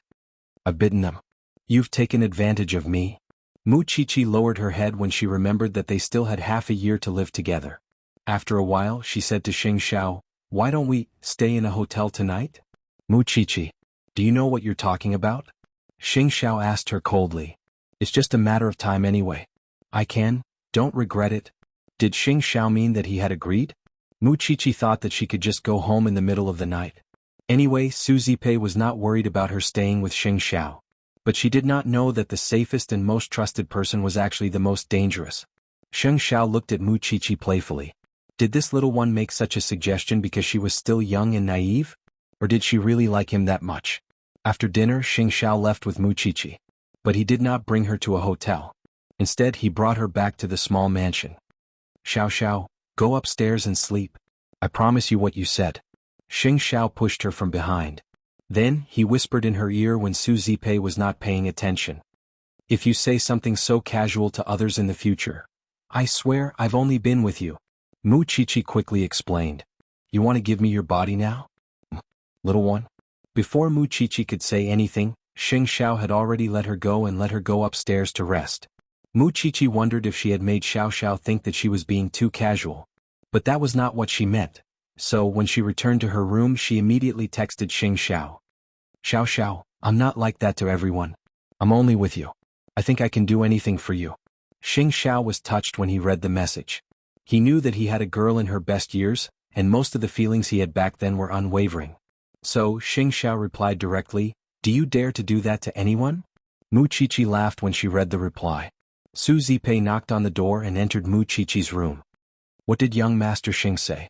Aunt Zipei, Brother Xiao agrees with what I'm doing. I won't fight Mu Tongxue to the end this time, but I will put forward some conditions for the Mu family. Mu Chichi replied. That's how it should be. Su Zipei nodded. Then rest well tonight, but what did young Master Sheng bring you to eat? Your mouth is so swollen. It's spicy. Mu Chichi quickly cooperated. Aunt Zipei, can you help me find some medicine? Chichi, it's almost time for your college entrance exam. You must do your best. Mu Chichi knew what Su Zipei was looking forward to, and Sheng Xiao agreed to teach her all sorts of lessons. She must train herself to be the strongest she could be. Not only that, she must be brave. Chapter 61. Having decided to minimize the problem, Mu Chichi had Su Zipei contact the Mu family and express her thoughts. But, she had a request. Although Papa Mu was angry, at least Mu Chichi was willing to give in. Let's see how big her appetite was. When Mama Mu knew that Mu Chichi had a request, she tried to persuade Mu Tongxue. No matter what request your sister makes, you must agree to it. Don't go against your father. There are only a few months left before the National College entrance examination. I hope that you can behave yourself until you get into a top university. Mommy, I am not confident that I can get into Xingting University. And with my current results, I might not be able to get into Xingting University. Mu Tongxue explained. I had a good talk with your father last night. You are the daughter of the Mu family, and everything in the Mu family belongs to you from now on. That is why you really don't have to go against Mu Chichi everywhere. You would lose your father's trust if you beat her, and that would not be worth it. Most importantly, your father will bring you to all kinds of banquets soon. You will meet a lot of talented young men. You are not in the same class as Muchichi. You must remember that you are degrading yourself by going against her. Do you understand? Yes, Mommy. Also, we can do something about the National College entrance examination. Muchichi's results were stable and she was always one of the best. If Muchichi performed well during the National College entrance examination, she would bribe the invigilator for Mu Tangxue. Then she would change Muchichi's name into Mu Tangxue's when they collect the exam papers. Let the two of them swap places. That way Mu Tangxue would have a 90% chance of getting into Xingting University. Of course, Mama Mu only had a rough idea. She had not decided whether she would use it or not. So she did not tell Mu Tangxue and the others. Let's see what Muchichi wants tomorrow. On the other hand, Xing Xiao had decided to be with Muchichi after half a year. So, he had to start planning to move out of the Sheng family. So, he told Mama Sheng about his idea. Mama Sheng was reluctant. You don't want to live in such a big mansion. Why do you want to move out? Mom, when will you have a daughter-in-law when you go home every day? Xing Xiao asked. When Mama Sheng heard that, she felt that it made sense. It's fine if you want to move out. But, I have to help you choose and decorate the house. As you wish. Xing Xiao pushed Mama Sheng out of the door. I'll wait for your news. Then Xing Xiao returned to the sofa, holding the ugly cufflinks that Muchichi had given him. For such a small thing he had done everything he could and could do. He had thought of all the things that he shouldn't have done and thought of. But even if he was not accepted by everyone, he was determined to have that adorable little thing. Nonetheless, Muchichi did not sleep well that night. She dreamed that Mu Tangxue had come to snatch Xiao Xiao away from her. Because of that, Muchichi woke up in the middle of the night. She sat on the bed and kept calling Xing Xiao's name. It was 3 in the morning. Muchichi did not want to disturb his rest, but still sent him a message. Xiao Xiao, could you not recognize me in Mu Tangxue? I had a dream just now. Mu Tangxue pretended to be me and snatched you away. Of course, there was no reply on the other side of the phone. But about 40 minutes later, Xing Xiao suddenly replied. Come downstairs. Muchichi sat up on the bed and looked out of the window. When she saw Xing Xiao's car downstairs, she quickly rushed out of the door. Did I wake you up? Xing Xiao hugged her under the moonlight. Do you think that everyone in the world has the same IQ as you? I didn't want to have such a dream. Xing Xiao got into the car with Muchichi. Then he let her straddle him and lay on his chest. Sleep. Here? Muchichi exclaimed in surprise. You don't want to? I do. I do. Muchichi quickly answered. Xiao Xiao, tell me the truth. How did you distinguish me from Mu Tangxue? If I had a twin brother, would you not be able to recognize me? Xing Xiao asked her in return. How is that possible? Everyone has their own unique smell. I couldn't have mistaken you for someone else. Then why are you asking me? Muchichi thought about it and came up with a compromise. Why don't I get a tattoo? That way you wouldn't mistake me for someone else. I'll tattoo your name on my chest. This time Xing Xiao did not say anything. In fact, Muchichi mentioned something that interested him. Muchichi's words would fully satisfy a man's possessiveness. Still, wouldn't tattooing her name on her chest be the same as announcing it to the world? Moreover, there was no beauty to it. At that thought, Xing Xiao certainly felt that it was time to change Muchichi's image. That was why, while Muchichi was asleep, Xing Xiao reached out to stroke Muchichi's inky hair, while thinking about how to make her tattoo look good. And where should he tattoo it? What an irresistible little thing. Naturally, Muchichi could not keep sleeping on Xing Xiao's body. At 6 in the morning, before Su Zipei woke up, Muchichi hurried home. Before she left, Xing Xiao had told her many things to take note of about her request to Papa Mu. Since it was Muchichi's choice, he would respect the little one even if he did not agree and did not like to force her. Su Zipei was completely unaware that Muchichi was spending the night outside. After waking up, she made breakfast for Muchichi and woke her up for school.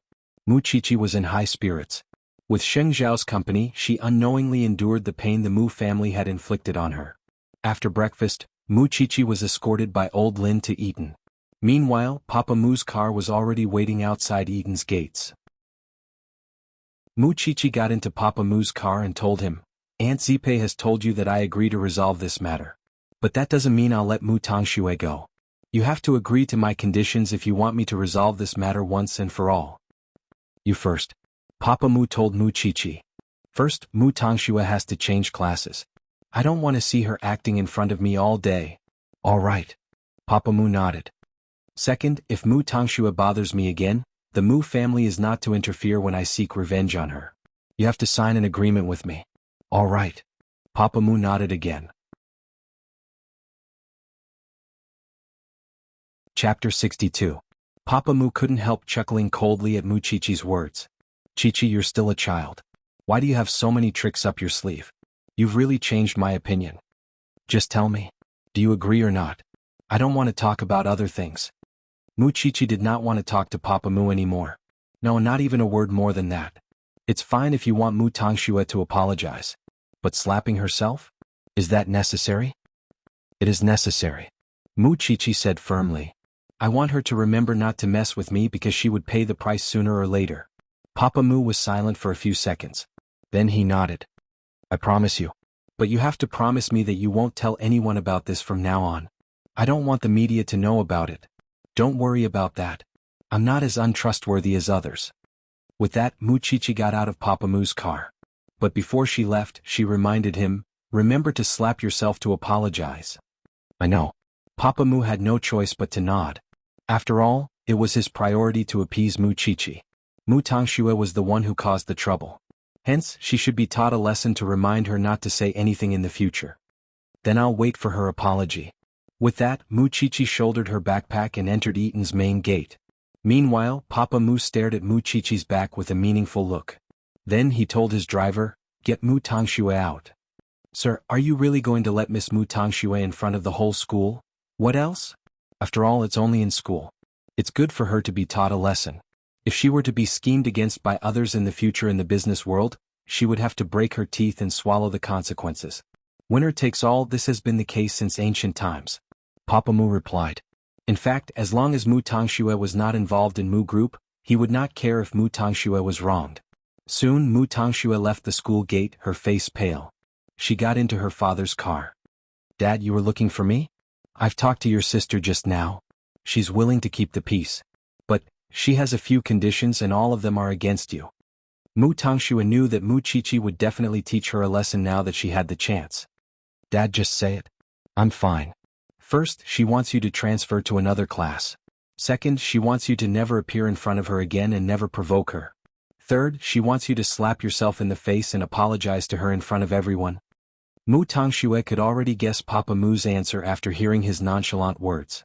He would definitely agree to Mu Chichi. Tangxue, I know it.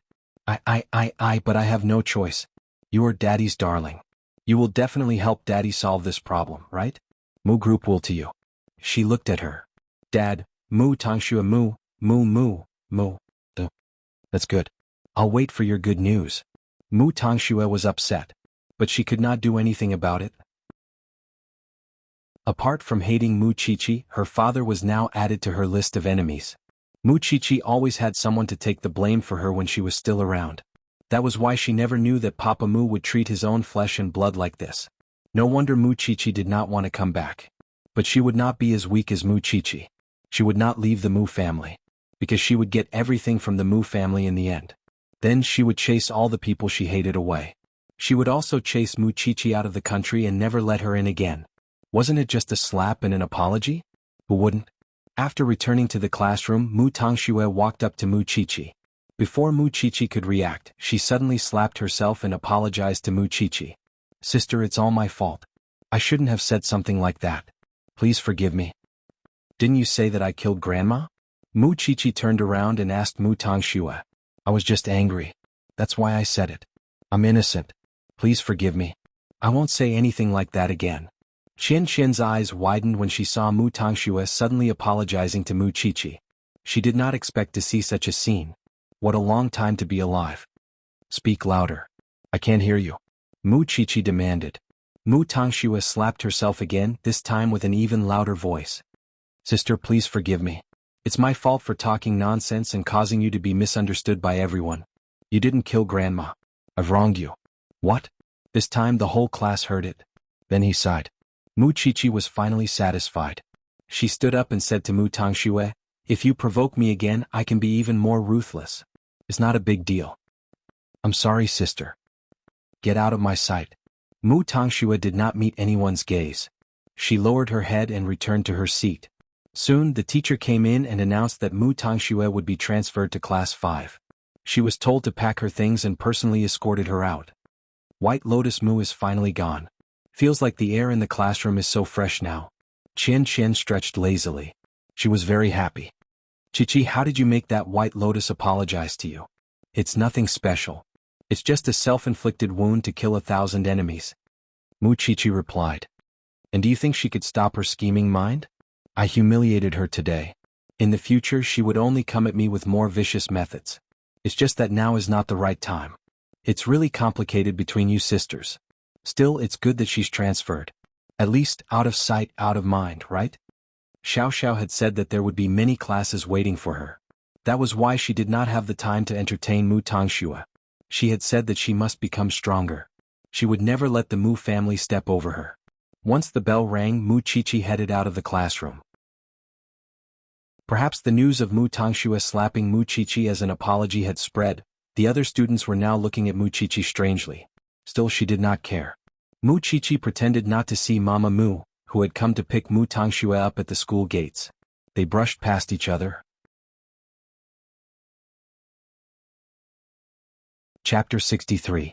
After that, Mu Chichi got into old Lin's car and returned to the little mansion. The foreign teacher was already there. Xiao Xiao was a man of his word. Su Zipei said to her, Chichi, your grades are good enough. You still have to go through training after school. Can you handle it? Aunt Zipei, I have to be good at everything to be of my greatest value. Mu Chichi replied. All right.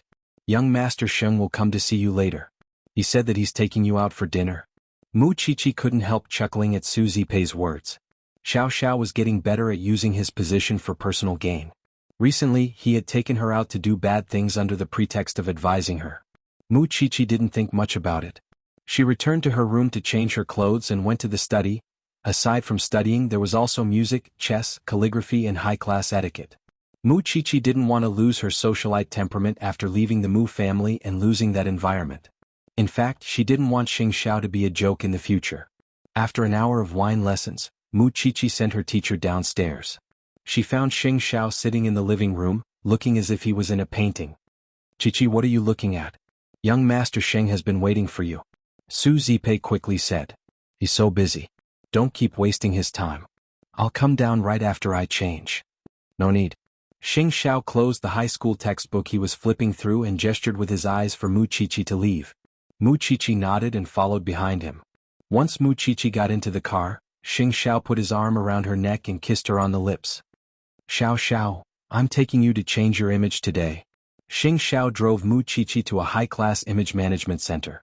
To avoid being recognized, Xing Xiao purposely wore a pair of black glasses to hide his dangerous aura, making him look a little more refined. Then Xing Xiao discussed with the stylist what style he should give Mu Chichi. She was still a high school student after all, and the stylist suggested that Mu Chichi should look befitting of her status. That was why the stylist gave her a beautiful medium-short haircut and dyed it maroon, before slightly perming the ends of her hair. In the process, the stylist kept praising Xing Xiao. I've never seen such a dedicated brother. If he wasn't her brother, could he be her boyfriend? Of course, Mu Chichi would never reveal their relationship. She simply sat quietly and peeked at Xing Xiao through the mirror. What was he drawing? 2 hours later, a brand new Mu Chichi appeared before Xing Xiao. Sir, you have good taste. I have to say this style really suits your sister. The stylist finished and applied some lipstick on Mu Chichi's lips.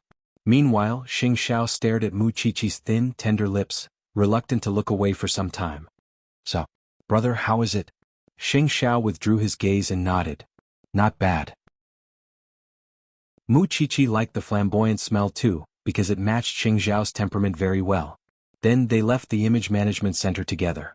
But before they reached the parking lot, Xing Xiao hugged Mu Chichi and pressed her against a dark corner, kissing her uncontrollably. Ugh. Mu Chichi was startled and quickly responded. It was only when both of them could not breathe that Xing Xiao let go of Mu Chichi and led her to the sports car. I couldn't bring you to the Sheng family's designer shop because I can't expose my identity, Xing Xiao explained. It's fine. It's good enough here. Mu Chichi replied. But why are we in such a hurry? Do you want to see me embarrass myself? Xing Xiao said quickly. Mu Chichi did not understand what he meant at first, and only blushed when her gaze fell below. She did not expect that the man would lose control like that after just one kiss. After returning to the car, Xing Xiao closed his eyes and calmed himself for a few seconds before bringing Mu Chichi to the next place. Seeing that it was already late, Mu Chichi said, "Why don't we go another day? I want to see the effect now." Mu Chichi had no idea where Xing Xiao was taking her. She could only stay where she was.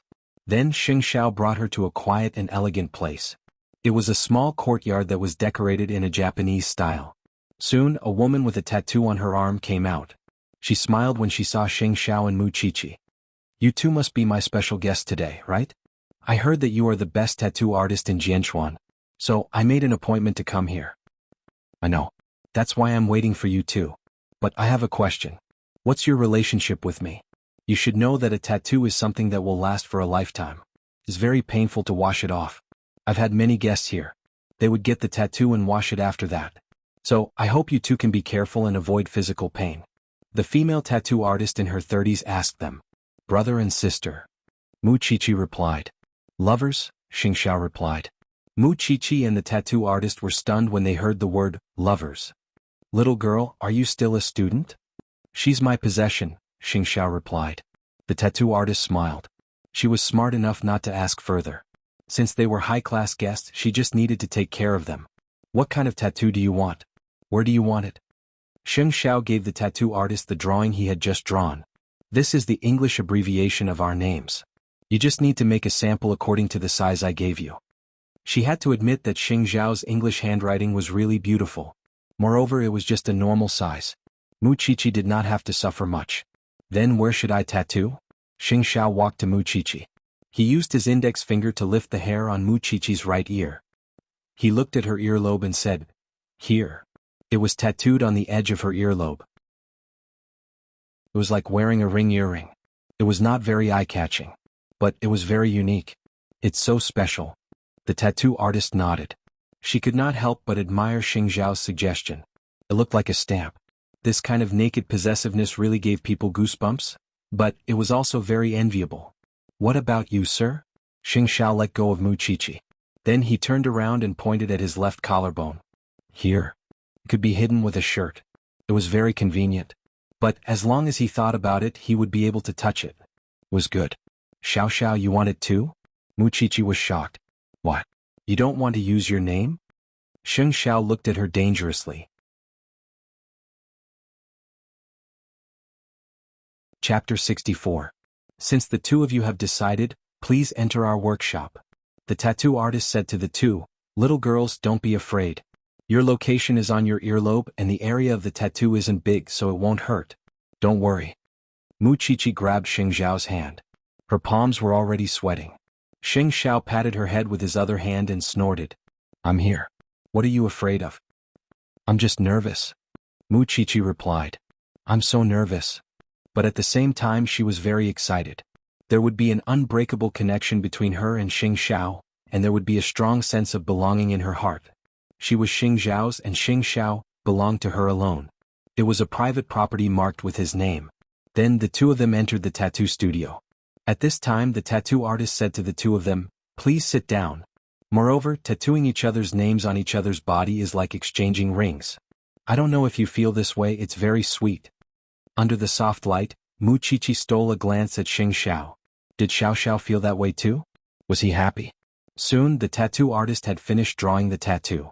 Then she made a pattern for Mu Chichi according to Xing Xiao's request. Because it was just a delicate English letter, no one could understand the meaning behind it. If Mu Chichi didn't want others to see it, she could just wear a slightly bigger earring to cover it up. It was very convenient. Still, she did not intend to cover it up since she had already gotten it. Because others might not know, but she knew very well that it was Xing Xiao's English name. Following that, the tattooist disinfected and applied the needle. For them, a small picture like this could be done in less than 10 minutes. Mu Chichi did not dare to look at her earlobe and could only look at Xing Xiao's body. In no time at all, exquisite letters were tattooed on her earlobe. A few small letters appeared on the edge of her earlobe in a regular pattern. It was really beautiful. That way you'll have one more distinct mark than Mu Tangxue. She wouldn't be able to imitate you. She didn't have to worry that others wouldn't be able to tell them apart. It turned out that Xing Xiao had kept her dream in his heart. No matter what, he could tell Mu Chichi apart. because Muchichi had answered his question before. A person's smell and breathing pattern could not be replicated. But to make Muchichi feel at ease, he immediately brought Muchichi to get a tattoo. Then Sheng Xiao unbuttoned his shirt and lay down on the chair, looking very unbridled and lazy. Even the tattoo artist was amazed. A man like Sheng Xiao could easily get any kind of woman he wanted. However, his taste seemed to lean towards the younger ones. The one below your collarbone will be slightly bigger. Will look better this way. It won't hurt, Muchichi quickly said to Sheng Xiao. Sheng Xiao looked at her earlobe. He was not just satisfied. He really wanted to kiss this little thing's pink earlobe. But since it was not the right place, he closed his eyes and let the tattoo artist leave Muchichi's name on his collarbone. Men are usually afraid of being tied down, especially men like your boyfriend. It's obvious that he really cares about you. The tattoo artist whispered into Muchichi's ear. Cherish him. I wish you all the best. Muchichi's face turned red. But she held Xing Zhao's warm hand all the way. Although they tried their best to hide their relationship, it was not a capital offense if someone found out about it occasionally. In 10 minutes, Xing Zhao's body now bore another person's name. To Muchichi, Xing Xiao might have carved her name on his body, but to Xing Xiao, Muchichi's name had long since been carved into his heart and bones. After the tattoo was done, Xing Xiao asked the tattoo artist to keep the information a secret. Then he left the quiet courtyard with Muchichi and was ready to return to the small mansion. However, when they reached a place where there was no one else, Xing Xiao suddenly stopped his sports car. What's wrong? Xiao Xiao? Xing Xiao hugged Muchichi. Then he licked her red earlobe. Muchichi felt her whole body trembling. She felt weak. How sensitive. Xing Xiao smiled playfully. Then he let go of Muchichi and continued driving. Muchichi blushed. She could not help scolding him. You are so naughty. You always tease me. You don't like it? Xing Xiao asked Muchichi. Of course I like it. It's the only way Xiao Xiao treats me. Muchichi was unfortunate after she left the Mu family. She had almost no family on her side except for Su Zipei. But at the same time Muchichi was lucky. If she did not leave the Mu family, she would not have been able to save Xing Xiao and fall in love with him. If Muchichi had to start over, she would rather endure the pain of being slandered again. She just wanted to meet Xiao Xiao. How lucky she was that the person she liked her too. When they reached the small mansion, Xing Xiao said to Muchichi, "Let's go." The tattoo, I know how to explain it to Aunt Zipei. Muchichi replied. Good girl. Muchichi, who had changed her appearance, mustered the courage to enter the house. She smiled confidently when she saw Su Zipei's surprised expression. I'm home, Aunt Zipei. Su Zipei looked at Muchichi from head to toe. She could not help but sigh when she saw how beautiful Muchichi was. Chichi, you've really grown up. You've become beautiful. Do I look good? Of course. But your earlobes? It's a tattoo, Aunt Zipei. I had a dream that Mu Tangxue was pretending to be me and did something illegal. The police found me and arrested me. I was very sad, but no one could tell us apart. So, I told Brother Xiao about it and he brought me to get a tattoo. He said that Mu Tangxue and I would be more obvious this way. What does it mean? Su Zipei was studying the meaning of the letters. It doesn't mean anything. The tattoo artist asked me to choose a pattern. I thought it looked good, so I chose it. I don't know what it means. Muchichi said naturally. Su Zipei nodded in agreement. That's good. But, will the school give you trouble? No one would find out if I let my earlobes down. Moreover, I'm going to graduate soon. It won't be a problem. Muchichi explained. Su Zipei did not say anything else. She was very satisfied with Muchichi's attitude. Chapter 65. Muchichi successfully hid the origin of the tattoo. She went back to her room and lay down on the bed in satisfaction. To her, every day she spent with Xing Xiao was like burning herself. Because she did not know when bad news and blows would come one after another. She had neither status nor background, and her family was hostile to Xing Xiao. Moreover, Xing Xiao was her benefactor. With so many factors, she did not know how far she could go with Xing Xiao. But just as she had told Xing Xiao before, as long as Xing Xiao did not give up on her, she would not give up on him even if her head was bleeding. It did not matter if others looked down on her or humiliated her. She was prepared to sacrifice everything for this relationship. To her, she had to give everything she had. But to Xing Xiao, he did not just want to give up his heart. He would advance step by step, plot and lay all the foundations for Muchichi so that she would not have to go through more hardships. As a man, planning for the future was something he had to consider, no matter what kind of situation he was in. He would never let go of what he wanted. Looking at the tattoo in the mirror, Xing Xiao put on a shirt to cover Mu Qiqi's name because Mama Xing had been knocking on the door for a while. Xing Xiao got up and opened the door. Mama Xing was holding a key in her hand. She said, "The house is ready. It's a villa with a view of the sea. When are you going to move in?" "After the new year." Xing Xiao replied. "That's right. There are a lot of family gatherings during the new year. It's not convenient for you to be out alone. Xing Xiao, you won't disappoint me, will you?" "When have I ever disappointed you?" Xing Xiao asked Mama Xing in return. He had always been swift and decisive in business and had created a legend of invincibility. Of course, he knew that Mama Xing was referring to disappointment, but he was just playing dumb. "Among you and your brother, the family has the highest expectations for you. You know what I mean." Since he was the crown prince, he was naturally the center of attention. But Xing Xiao did things his own way and never cared about anyone. "Mom, I'm sleepy." Xing Xiao used his trump card. "All right, rest." Mama Xing left the key and turned to leave his room. Xing Xiao could devote a lot of energy to the Xing family's diamond empire, but he was destined to disappoint his family when it came to his personal life and feelings. Looking at the key that Mama Xing had given him, Xing Xiao put it in the drawer. He planned to let Jing Yun stay there because he wanted to create some human presence in the house so that Mama Xing would think that he was staying there. He had also prepared the key to the detached villa near Xingting University. When the time came, he would let Mu Qiqi go in and see how to decorate it. Previously, he wanted to bring Mu Qiqi to pick one, but it was too eye-catching. So, he had already asked someone to look for this villa. It was extremely secretive. The next day, Mu Qiqi went to school. Since her image had changed overnight, it was only natural that she would receive the attention of all the teachers and students. Such a Mu Qiqi was confident and dazzling. When Qian Qian saw her, she couldn't believe it. "OMG, is this still my deskmate? Qiqi, I don't even recognize you anymore. Does it look good?" Mu Qiqi smiled. "Compared to White Lotus Mu from class 5, you're so much more dazzling, okay? I don't like obedient girls. I'm super satisfied. Who did this for you? I'm going to ask him too." Mu Qiqi looked at her exaggerated expression and couldn't help but say, "I'm not going to tell you. Hey, what's on your earlobe?" Qian Qian reached out and moved Mu Qiqi's hair away. When she saw the tattoo, she quickly covered her mouth. "Qiqi, you've become naughty. You actually got a tattoo. It's to distinguish Mu Tongxue." Mu Qiqi said faintly and signaled Qian Qian to keep quiet.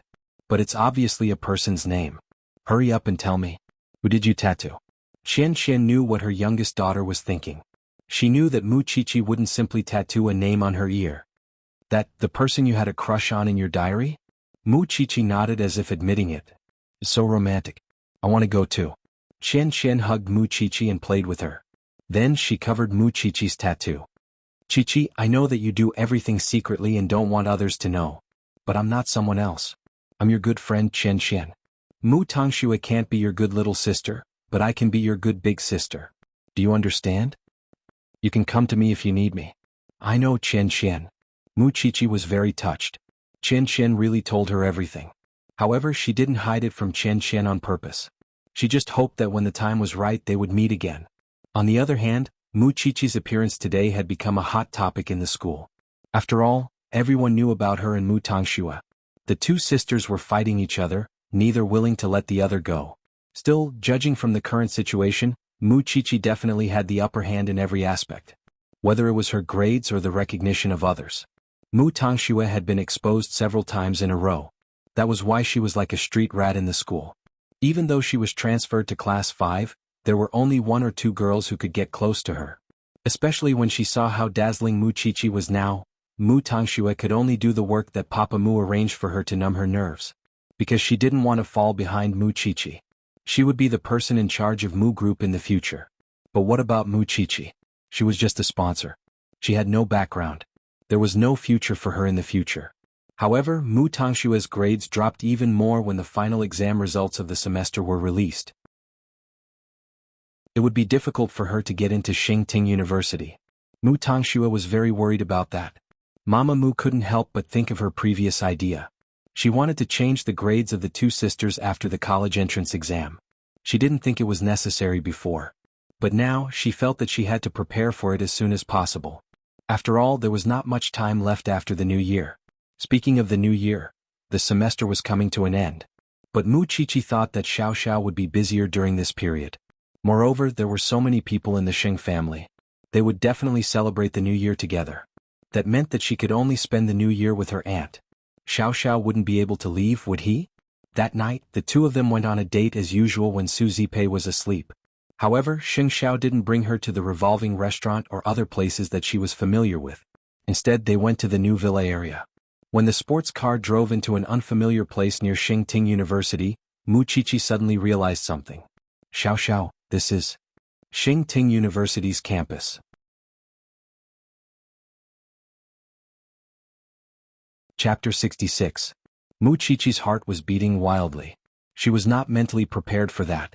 She felt that all of this was just an extravagant hope. She did not even dare to think that she could still live with him. Seeing that Mu Qiqi was speechless, Xing Xiao stopped the car in front of the villa and asked her, "What's wrong? Are you unwilling?" Mu Qiqi pushed the door open and got out of the car. When she saw the huge floor-to-ceiling glass, she was very excited. "How could I not be willing? I'm just too willing. That's why I'm afraid. I'm afraid that everything will disappear from my eyes in the end." Xiao Xiao. Xing Xiao put his arm around her and opened the door with her. "Don't be afraid. Just do your best." Mu Qiqi was led by Xing Xiao into the new home he had prepared for her. She felt as if her entire body was floating in the clouds when she saw the warm furnishings. It was so unreal. Then Mu Qiqi was brought to the second floor. When he pushed open the door to the master bedroom, Mu Qiqi's cheeks were burning, and she did not dare to look at him directly. "From now on we'll sleep here." After saying that, Mu Qiqi did not dare to look up. He lifted her chin and asked, "Are you shy?" Mu Qiqi nodded, not daring to look into his eyes. Xing Xiao leaned over and kissed her. Then he carried her horizontally and placed her on the soft bed. Mu Qiqi felt as if her heart was about to jump out of her throat, but Xing Xiao simply sat on the edge of the bed and told her, "I'm just letting you test if the bed is soft. You're teasing me again." Mu Qiqi glared at him, but there was nothing she could do about the demon. Xing Xiao caressed Mu Qiqi's earlobe with his long fingers. "Go take a look at your cloakroom and study. Let me know if there's anything you want to change. I'll have Jing Yun prepare it." Mu Qiqi looked at him solemnly when she heard the name Jing Yun. "Assistant Jing, do you know about us? Do you think you can hide from him?" Xing Xiao smiled wickedly. "Don't worry. It's not his place to meddle in my private affairs. So, you don't have to worry that our relationship will be leaked. But you have to tell me when you're willing to admit our relationship to the public." Mu Qiqi was very uneasy and panicked. "You dragged me into hell, so you have to be responsible for me." At that, Mu Qiqi reached out and hugged him. "I can do anything for you."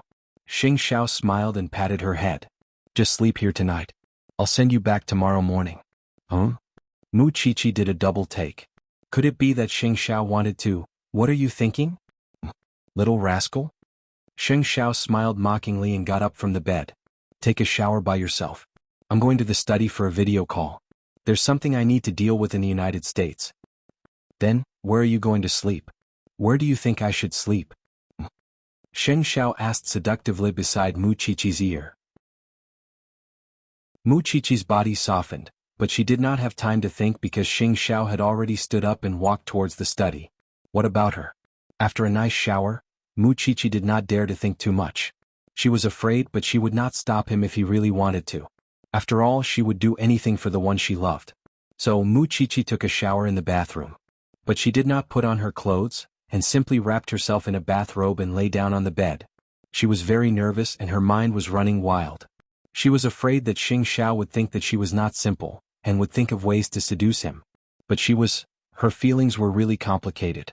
But she waited for Xing Xiao for about 3 hours. She almost fell asleep in a daze, and only heard the sound of Xing Xiao returning to his room. Xing Xiao looked at the little one on the bed. He saw her exposed arms and the clothes beside her, and knew that she was not wearing them. He really did not know how the little one could be so bold. After washing up in the bathroom, Xing Xiao dressed neatly and returned to the bedroom, and quietly lay down beside Mu Qiqi. Mu Qiqi was so frightened that she wanted to turn over, but Xing Xiao held her down. "Don't move, or I don't know what I'll do." "Xiao Xiao." Xing Xiao raised his head and looked at Mu Qiqi.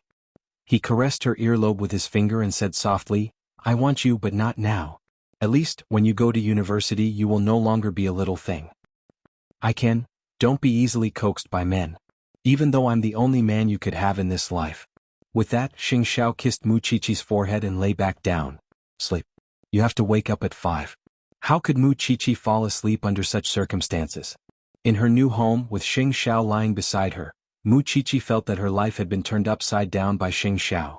She felt that she could never go back to the right track. That night, Mu Qiqi was very careful and nervous. She was a little disappointed. So, she could not sleep until Xing Xiao woke up in the wee hours of the morning. To be precise, he did not fall asleep either. You keep tossing and turning. It seems that you really want me to do something to you. Having said that, Xing Xiao sat up and hugged Mu Qiqi in his arms, letting her lean against his strong chest. Xiao Xiao, if I didn't pester you, have you thought about what kind of partner you would find? Mu Qiqi asked. Not interested. Xing Xiao answered decisively. It's not like I haven't seen other men changing their women 3 times a day. But that has nothing to do with me. You don't like those? I don't like others touching my things. That's why I don't like touching what others have touched. Xing Xiao explained to Mu Qiqi very seriously. Mu Qiqi, I'm not a stickler for rules and I don't like to follow them either. That's why I prefer to play with taboos like you. Mu Qiqi listened quietly in Xing Xiao's arms, because she had a feeling that Xing Xiao liked to describe her as bad. But in fact, he was very attentive and considerate of others' feelings, even when they were in a bad situation. Unable to hold back, Mu Qiqi kissed the back of Xing Xiao's hand. I'll follow you with big strides. Xing Xiao hugged Mu Qiqi. He knew that she was naked under the blanket, but he did not put his thoughts into action for Mu Qiqi's sake, because he did not want to become truly despicable. The two of them leaned against each other and soon fell asleep. In their new home, the two of them slept in each other's arms. At 5 in the morning, Xing Xiao woke Mu Qiqi up punctually and sent her back to the little mansion. On the way, Mu Qiqi could not help asking, Xiao Xiao, is the Sheng family very busy for New Year? Very busy. Xing Xiao answered. Danian, are you unable to come out of the Sheng family? Why? Do you want to see me? Or do you want to be like last night?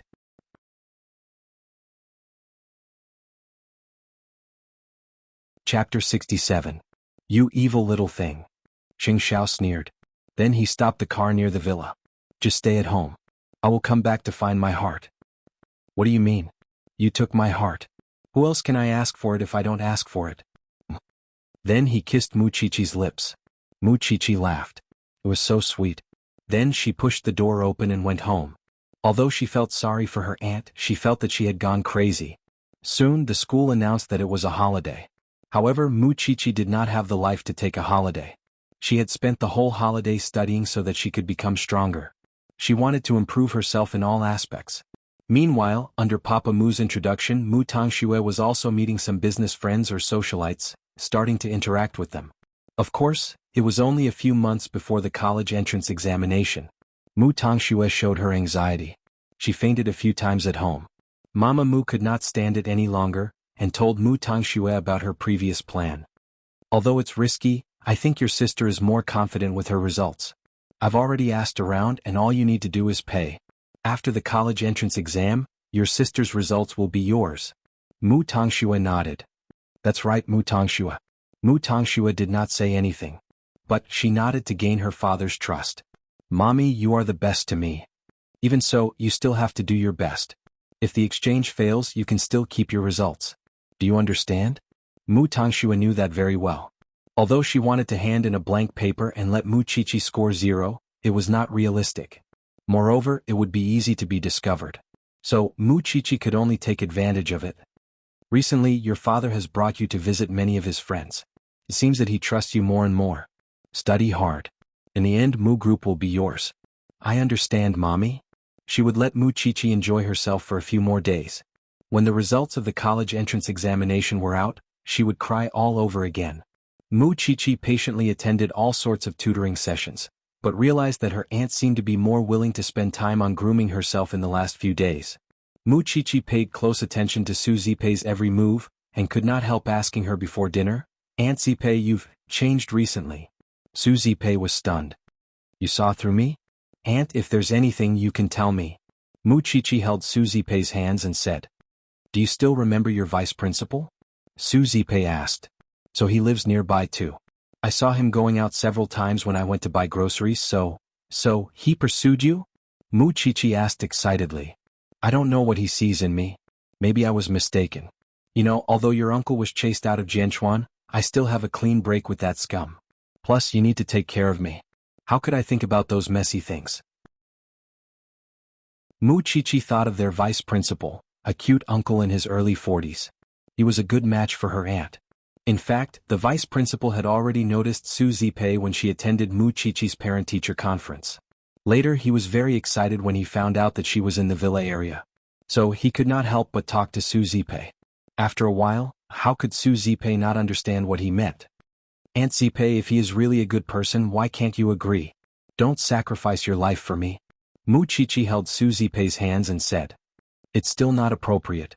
It's going to be New Year soon. I have to go to Sea City for 2 days to visit your grandparents and sweep their graves. Do you want to go with me?" Actually, Su Zipei just wanted to escape. At her age, she did not want to marry into a rich family. She felt that her current life was more comfortable. "Aunt Zipei, I still have a lot of classes. Don't worry, I will ask old Lin to help me wherever I go." "Don't worry," Mu Qiqi replied.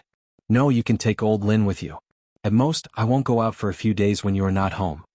Su Zipei thought about it and nodded. "It's good that you don't want to go.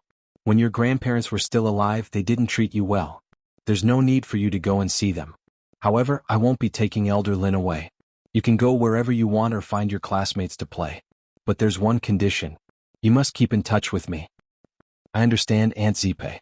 Mu Qiqi was already an adult. It was not a problem for her to stay at home for a few days. Moreover, old Lin was there. Su Zipei was busy now. So, she did not have time to care about Mu Qiqi. All she wanted was to leave for a few days to calm down. So, Su Zipei packed her luggage that night. Mu Qiqi was a little disappointed when she remembered that she had never been apart from her aunt. "Aunt Zipei, I really hope that you can be happy." Su Zipei smiled and caressed Mu Qiqi's head. "I will come back before New Year to spend the New Year with you." "Got it, Aunt Zipei." Mu Qiqi sent Su Zipei off and told Xing Xiao about it. Since Su Zipei was not home, Xing Xiao went straight to the little mansion to have supper with Mu Qiqi. "What do you want to ask me?" "The vice principal of our school is wooing you, but you think that she is not good enough for him and rejected him." Mu Qiqi told Xing Xiao. "Xiao Xiao, you know the vice principal, don't you? You want him to be your uncle? I just think that when I get married, Aunt Zipei would be all alone." Mu Qiqi said sadly. "I hope that she can find her own place. She is still so young." "Marry?" Xing Xiao chuckled and pinched Mu Qiqi's chin. "Do you think you can still get married?" "Why can't I?" Mu Qiqi retorted. "You have already slept on the same bed. Who else do you want to marry?" Xing Xiao asked Mu Qiqi disdainfully. "You're not innocent anymore, Mu Qiqi." Mu Qiqi blushed but did not say anything. Instead, she held Xing Xiao's hand under the table. "I don't want anyone but you." Satisfied, Xing Xiao told Mu Qiqi, "I have a business trip tomorrow. I will be back the day after tomorrow."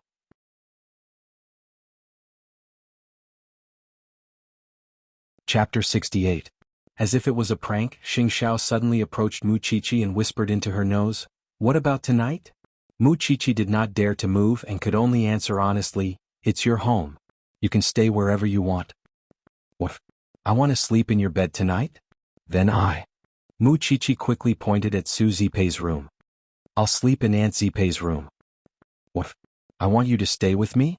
"Then Mu Qiqi could not say anything because Xing Xiao's kiss was already on her lips. Mu Qiqi was already used to kissing him so intimately. Still, she could not concentrate at home because she was afraid that Su Zipei would come back at any moment. Perhaps sensing her absent-mindedness, Xing Xiao released her lips and carried her horizontally on the dining table. "Scared?" Mu Qiqi was stunned and nervous. "I'm afraid that Aunt Zipei would suddenly come back." "Guilty conscience?" Xing Xiao deliberately made Mu Qiqi look straight at him and kissed her again. This time, he deliberately swept her lips and tongue so that she did not have the energy to think about anything else, and in just a moment, Mu Qiqi went limp and leaned against Xing Xiao's chest. "Little rascal, your aunt won't come back." Mu Qiqi hugged Xing Xiao's narrow waist tightly, deeply inhaling the faint scent of his body.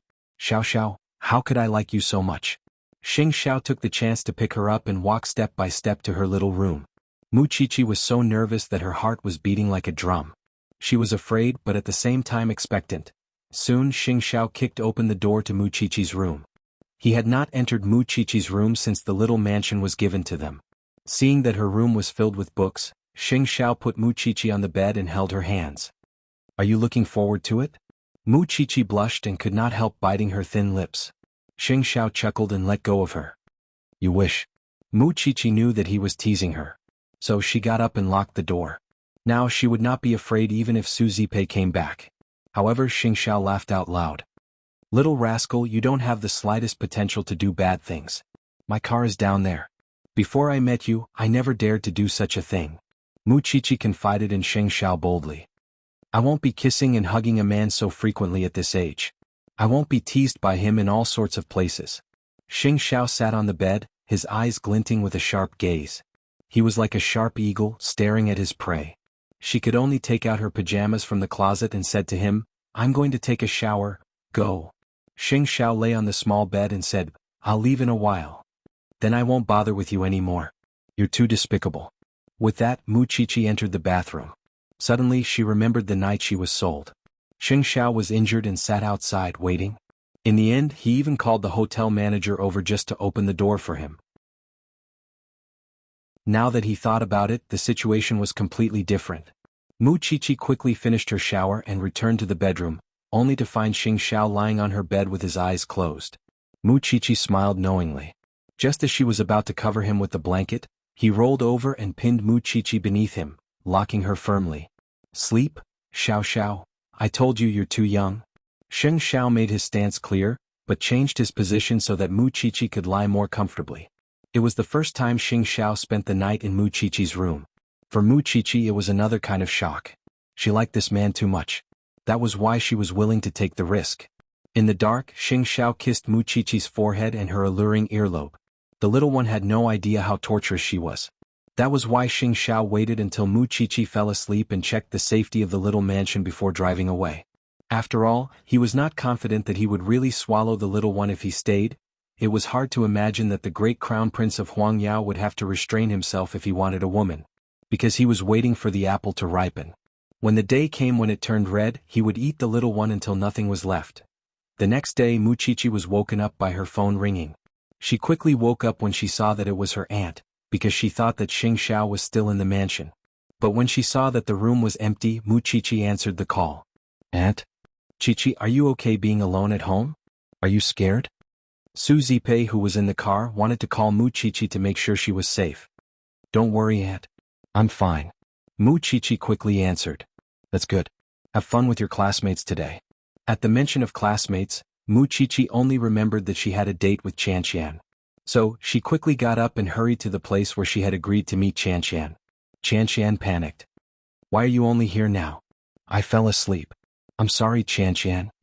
Mu Qiqi quickly explained and presented breakfast to Qianqian like a treasure. Only then did Qianqian calm down. Get in the car. Let's go to Z City. Why are you going so far? I want to see the person I like. He is studying in Z City. Qianqian explained to Mu Qiqi. Let's go. We won't make it if we are late.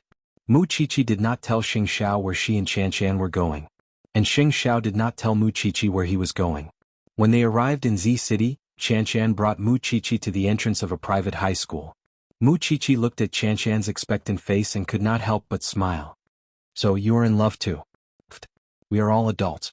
Who doesn't have someone they like? Qianqian winked at Mu Qiqi. Then how do you know him? He is my neighbor's child. In Mu Qiqi's heart, Qianqian should like a warm and caring man. But when he walked out of the school with silver hair, Mu Qiqi only saw an arrogant little boy. Xiao, En. Why did you come to me? The boy walked to Qianqian with a disdainful look. He even smoked a cigarette in front of her. It made Mu Qiqi's impression of him very bad. But it was easy for a rich boy to get a disease as if the whole world revolved around him. It's the holiday. I miss you. Duan Xiao, and snorted and walked in front. He brought Qianqian and Mu Qiqi to the high-class club he was familiar with. Let's play billiards together? Mu Qiqi did not like the noisy environment. Because this place could not withstand Xing Xiao's phone calls. But when she saw Qianqian was so happy she could not leave. Perhaps what she feared had come true. So, when Xing Xiao called her, Mu Qiqi was so scared that she hid in the washroom. Xiao Xiao. Xing Xiao was a sensitive person. How could the crown prince not know about this kind of occasion? When he heard the music, he asked her immediately, Where are you in the bar? Mu Qiqi was helpless. She could only tell Xing Xiao what happened today. And when Xing Xiao heard that she was in Z City, he immediately asked, "Which club are you in?"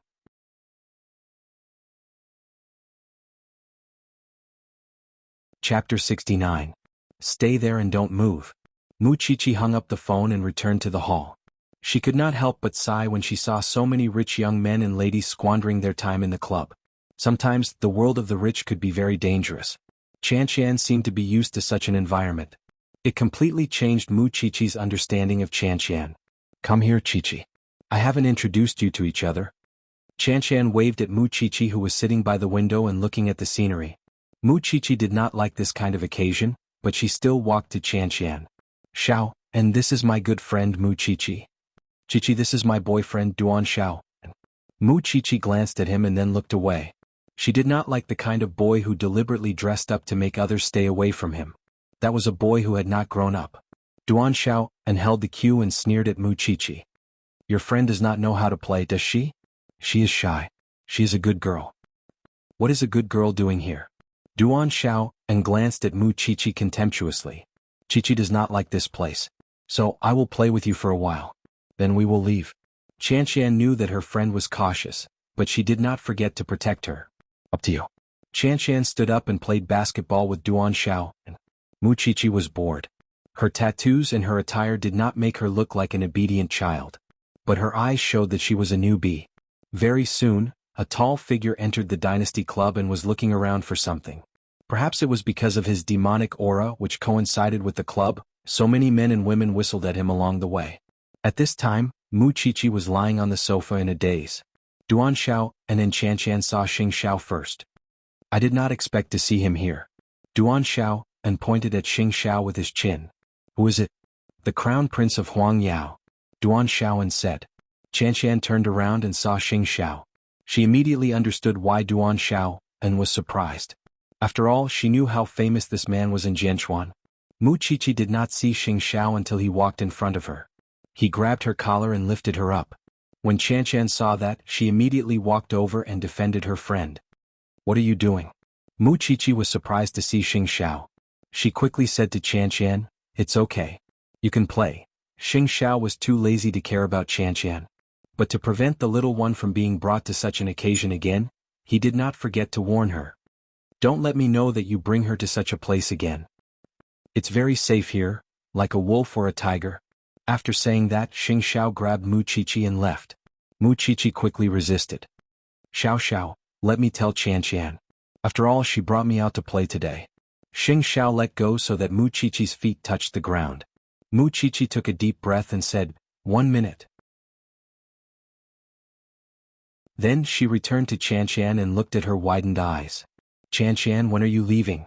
Give me a call. We'll meet up again." Qian could not help but grab Mu Qiqi. She could not believe it. "Is the Crown Prince yours?" "Boyfriend." Mu Qiqi answered helplessly. She did not expect to introduce Xiao under such circumstances. Qian's eyes widened. She was shocked to death by Mu Qiqi. "All right. You go first. We'll talk about this later." "Okay. I'll call you later." Then Mu Qiqi obediently returned to Xing Xiao's side. The two of them left the club together. Qian watched them leave. She could not believe it. Am I hallucinating? Isn't Mu Qiqi secretly in love with someone in school? Damn, he managed to get the Crown Prince. This ability is really not just for show. I've underestimated your friend. Duan Xiao and could not help but sigh. I say, Mu Qiqi has changed so much recently. She even has White Lotus Mu under her feet. With the Crown Prince supporting her, who should she be afraid of? Qian suddenly felt very happy. White Lotus Mu probably would not have expected that Mu Qiqi had such a powerful backer. Moreover, even if White Lotus Mu got married in the future, she would be suppressed by Mu Qiqi. After all, Mu Qiqi had seduced the best girl in Jianchuan. Ah, this is great. Mu Qiqi did not know that Qian was secretly enjoying herself. She just followed behind Xing Xiao obediently. She did not dare to make a sound. You're so arrogant just because I'm not here for a day? Mu Qiqi felt a little guilty. She quickly changed the topic. Aren't you on a business trip? I'm on a business trip. It's a production base 20 kilometers away from City Z. Xing Xiao glanced at Mu Qiqi, who was looking down at the ground. I'm having fun. Xiao. Before Mu Chichi could explain, Xing Xiao dragged her into the sports car. He made her sit on his lap and pressed her against the steering wheel. Then he scolded her harshly. Mu Chichi's red lips were swollen. She looked aggrieved. I didn't know Chen Chen would bring me here. From now on, you are not allowed to come here unless I bring you. Xing Xiao ordered domineeringly. You are such a delicious little thing. There are many people out there who would covet you. Xiao Xiao. Mu Chichi could not help kissing Xing Xiao's thin lips again. She could not control herself at all. Since they were out of Jianchuan, she could not help but want to be a little more presumptuous. She did not want to suppress and control herself. Xing Xiao held her waist and kissed her earlobe. He only stopped when his breath changed. He hugged Mu Chichi tightly. Mu Chichi wanted to move, but Xing Xiao did not let go. Don't move. Do you want me to do you in the car? Mu Chichi was obedient. She did not move at all. After a while, Xing Xiao said to Mu Chichi, don't go to that place again at night. Go back to Jianchuan. I wouldn't dare to do that with you here. Mu Chichi muttered. And you appeared without telling me. I still have to explain to Chen Chen. I don't care about others. I only care about your safety. Xing Xiao bit Mu Chichi's earlobe hard. I'll let you remember. What about you? I'll be done here at 10. I'll come and pick you up then. We'll go back together. Xing Xiao arranged. Okay, I got it. I'll wait for you. Xing Xiao nodded in satisfaction. He asked Mu Chichi to wait in a safe cafe until Chen Chen called her. Chichi, where are you? I'm in the cafe outside the club. I'll come to you now. Chen Chen was filled with curiosity. She did not expect that Xing Xiao and Mu Chichi, the two enemies who had nothing to do with each other, would actually be in a relationship with each other.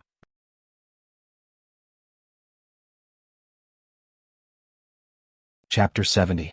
When they arrived at the cafe, Chen Chen found Mu Chichi's seat and sat opposite her.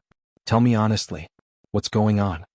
Mu Chichi put down the porcelain cup in her hand and explained. It's like what you see. I'm with Xing Xiao. You're just a high school student? Chen Chen was in disbelief. How do you know the Crown Prince of Huangyao? I saved him when I was chased out of the house, Mu Chichi explained softly. All right. It doesn't matter how you two got to this stage. What's important is that you are Xing Xiao's girlfriend now. If White Lotus Mu bullies you, you can hit her back, okay? What's there to be afraid of when you have such a strong backing? Chen Chen, it's not convenient for us to make our relationship public yet. Mu Chichi told Chen Chen since it was one of her worries. Chen Chen smiled and took a sip of her tea. Of course I know. We're both in secret. But don't you feel good, Chichi? The Mu family thinks that you're suffering outside. Who would know that you're the Crown Prince's consort? If Mu Tongxue bothers you again, just give her a tight slap. Don't you think I'm messing around? Mu Chichi asked Chen Chen worriedly. After all, Xiao Xiao is 8 years older than me, and the Mu family and the Xing family are business enemies. Why do you care about what others think? Are you going to leave the Crown Prince if they don't like you? What's the point? Most importantly, you two should be happy and enjoy your relationship. You should know that your partner is the dream lover of every woman in Jianchuan. What's there to be discontented about? Chen Chen's words were very important to Mu Chichi. After all, she knew that there were very few people who could accept and support her being together with Xiao Xiao. She would feel more secure with her friend's support. Tell me, how far are you two now? Chen Chen asked Mu Chichi nosily. We're going to live together after university. That's exciting. Have you kissed him? Is he hot? What does my hot body have to do with you? Xing Xiao's magnetic voice wafted from behind them. Chen Chen turned awkwardly and waved at him. Hello, Crown Prince. Let's go home. Xing Xiao glanced at Chen Chen and pulled Mu Chichi up from the table. He warned Chen Chen, don't bring her to such occasions in the future. Chen Chen made an okay gesture, completely ignoring Xing Xiao. Chen. I'm going. My chauffeur is downstairs. You guys go ahead. Chen Chen waved at Mu Chichi. Mu Chichi followed behind Xing Xiao obediently like an obedient wife. Chen Chen giggled when she saw that. Mu Chichi was like a rabbit in the mouth of a big bad wolf, and could be devoured at any moment. You're still in the mood to have fun here, Xing Xiao said sternly as soon as he got into the car. Qian Mu. Mu Qian Mu. Mu Qian. Chen Chen Mu Mu, Qian Shi. Chen Chen on. Qian Chen Xing with Shan, Mu Qian, Qian Mu. When Mu Chichi heard that, she suddenly felt as if someone was strangling her throat. She couldn't breathe. Her uncle did not just know that she was taken away by Xing Xiao. It was because that scumbag had sold her and thought that she had been violated by someone else. What do we do now? I've already sent Jing Yun to intercept them. Xing Xiao answered Mu Qiqi as he drove. Seeing her pale face, he asked, "Are you scared?" "No," Mu Qiqi said stubbornly. In fact, she was afraid that her relationship with Xing Xiao would be exposed. If that happened, she would not be able to stay by Xing Xiao's side forever. She was very greedy for the life with Xing Xiao now. "Nothing will happen as long as I'm here," Xing Xiao comforted her. Mu Qiqi did not know how she got back to Beijing. She was worried that her uncle would look for Mu Tongxue. Xing Xiao seemed to have noticed her worry. He stopped teasing her and answered her seriously, "Jing Yun has sent more people. It's impossible for him to get in touch with the Mu family. I'm not afraid of him. I'm afraid that he will affect me staying by your side." Mu Qiqi suddenly said to Xing Xiao, feeling wronged. When they arrived at the small villa, Xing Xiao parked the car in front of the villa. Then he pinched Mu Qiqi's chin and told her seriously, "No one can affect you staying by my side." Mu Qiqi's eyes were filled with tears. But she did not let them fall. "I'm not afraid of losing anything now. I'm just afraid of not having you by my side." Just as Mu Qiqi finished her words, Xing Xiao grabbed her waist and pulled her onto his lap. Then he pressed her against the steering wheel and punished her harshly. Mu Qiqi could not breathe under Xing Xiao's deep kiss. When she regained consciousness, Xing Xiao had already carried her out of the car and entered the villa. Of course, they could only be so presumptuous when Su Zipei was not around. They kissed from the door to the bedroom as if there was no one else around. Mu Qiqi breathed in big mouthfuls of fresh air. Her mind was completely occupied by Xing Xiao's name. That night, Xing Xiao did not leave. He hugged Mu Qiqi and fell asleep, waiting for her to wake up in the morning. The next morning, Xing Xiao called Jing Yun. "Have you found him?" "There's no news yet, young master. We're strengthening the investigation. You must find him before he goes to the Mu family. If we had dealt with him before, he wouldn't be a problem now." Xing Xiao's voice was cold. The existence of this uncle had left a huge shadow in Mu Qiqi's heart. He should not have shown mercy to that scum back then. "Yes, young master." Mu Qiqi heard Xing Xiao's call. She sat up and hugged Xing Xiao from behind. "Xiao Xiao, pack up. Your aunt will be back in the morning." Xing Xiao told her directly. "Xiao Xiao, you should go. I know what to do with my aunt." Mu Qiqi rubbed her head against Xing Xiao's back. Xing Xiao turned and put his arm around Mu Qiqi's neck, pulling her closer to him. "I, Xing Xiao, never like to be secretive," he told her. "But for you, little one, I've tasted what it's like to be secretive." "Are you regretting it?" Mu Qiqi asked tentatively, looking into Xing Xiao's eyes. "How exciting." Xing Xiao snorted coldly. "I won't be merciful when I find your uncle. Don't interfere with how I deal with him."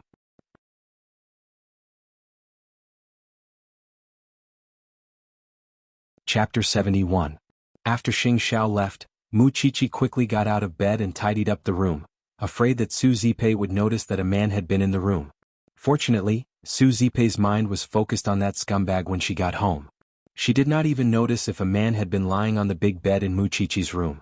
"When I went to visit your grandparents' graves, I heard that your scumbag uncle had appeared in your hometown not long ago. He's probably hiding somewhere in Jianchuan now." Su Zipei was really worried.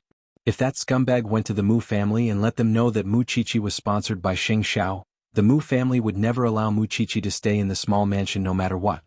That scumbag likes gambling. I could ask his old friends. They might know where he is.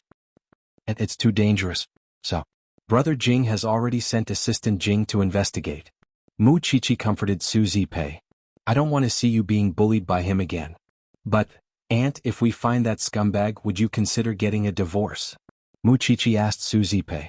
After all, she knew that the vice principal of Eton was keeping an eye on Su Zipei. It was not because of his background but because she hoped that her aunt could find a home for the rest of her life, or at least not with that scumbag uncle. Su Zipei looked at Mu Qiqi and said nothing. After a long while she nodded. "I do have to get a divorce. But I'm not doing it so I can remarry. Aunt, anything is fine as long as you are happy. But not that scumbag. Let's find him first. I'll ask his friends." Su Zipei insisted. "Don't worry, I know what I'm doing. I'm just making a few calls." That was more like it. That was why Mu Qiqi did not stop her. In fact, that scumbag had secretly returned to Jianchuan, but he could not resist the urge to continue gambling. However, after entering the casino with great difficulty, he would lose all of his earnings very quickly. Now that he could not blackmail Su Zipei and Mu Chichi, he could only turn his attention to the Mu family. Still, the Mu family was well aware of his gambling habit and would not answer his calls, much less meet him in private. Because of this scumbag had been observing the surroundings of the Mu family's villa for several days. But every time he could only see the Mu family's car coming out of the villa. He never saw anyone from the Mu family. Seeing that he didn't even have enough money to eat, this man decided to stop the Mu family's car to blackmail them. Even a poor relative was still a relative. Wouldn't they give him some face? That was why he had been standing guard outside the Mu family's villa, watching the Mu family's cars coming in and out. When he finally saw Mu Tangxue and Mama Mu leaving, he fearlessly stepped forward, causing the driver to brake abruptly and startling the mother and daughter in the car. The driver hurriedly got out of the car, only to see the scumbag roll a few times and grab onto the car door. "Sister-in-law, I'm here to see you, sister-in-law." Neither Mama Mu nor Mu Tangxue recognized the man at once, and had the chauffeur send him away. "What kind of relatives are you talking about? Look at you, do you look like our madam's brother-in-law?" Mama Mu looked at the man a few more times. She had already recognized him, but she did not want to admit that she knew this man. Mu Tangxue, on the other hand, reached out to open the door. "Swear. Mommy, that really is my uncle. That beggar is only here to ask for money. Why are you getting out of the car?" Mama Mu held Mu Tangshue's hand. Still, Mu Tangxue wanted to know where her uncle had sold Mu Chichi. She wanted to know the secrets that no one would know, and to get hold of Mu Chichi's weakness. But that was when Jing Yun's men found their target and quickly went up to him, holding him up while telling the Mu family's chauffeur, "This man owes you money. He must be trying to blackmail you. We're looking for him too, trash." The Mu family's chauffeur cursed and returned to his car, leaving the house with Mu Tangxue and Mu Tangxue, completely unaware of the secret he had missed. Soon Jing Yun brought the man to his and Su Zipei's house, and waited for Xing Xiao to deal with him. When Xing Xiao learned about it, he gave Su Zipei a call. When Su Zipei learned that the man had been captured, she brought the divorce papers to their old house. When she saw that the scumbag was unrepentant, she promptly put the papers in front of him. "I've suffered a lot from you over the years. I had thought that I could endure it for the rest of my life, but I really didn't expect that you would sell Mu Chichi for money." The man was surprised to see that Su Zipei had become so beautiful and noble. "Su Zipei, are you seeing someone else? I just want to divorce you." Su Zipei repeated. I won't let you have it easy even if I die." Su Zipei laughed self-deprecatingly. She really never realized that she had been so blind before. "Do you still remember what young Master Xing said when you were chased out of Jianchuan?" Su Zipei asked her husband. "Now that you're back, don't blame me for not reminding you that your limbs might be cut off." The man was left dumbfounded at that. "Young Master Xing knows? Who do you think caught you?" Su Zipei asked him in return. "You still want to go to the Mu family? What do you want to say to the Mu family? You've sold their daughter. Do you think the Mu family will care about you? Let me tell you, the Mu family has prepared a lawyer to catch you. You're lucky that they didn't recognize you today. Why don't you hide far away? Do you want to die?" The man felt a chill down his spine when he heard that. "Then what should I do now?" "Sign the divorce papers. Then I have some money here. You can take it with you, but you must leave Jianchuan immediately." Su Zipei coaxed the man. "This is your only way out now." The man was tied up, but he understood the severity of Su Zipei's words. But when he thought about it, Su Zipei was wearing gold and silver now. She might have already found herself a rich man. If he let Su Zipei go just like that, wouldn't he suffer a great loss? "You'll be free if I leave, right?" The man snorted.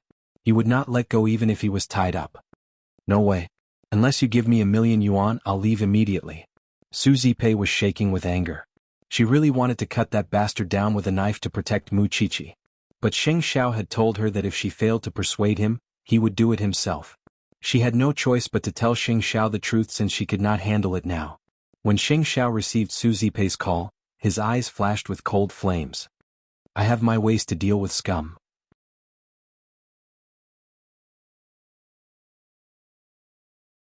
Chapter 72.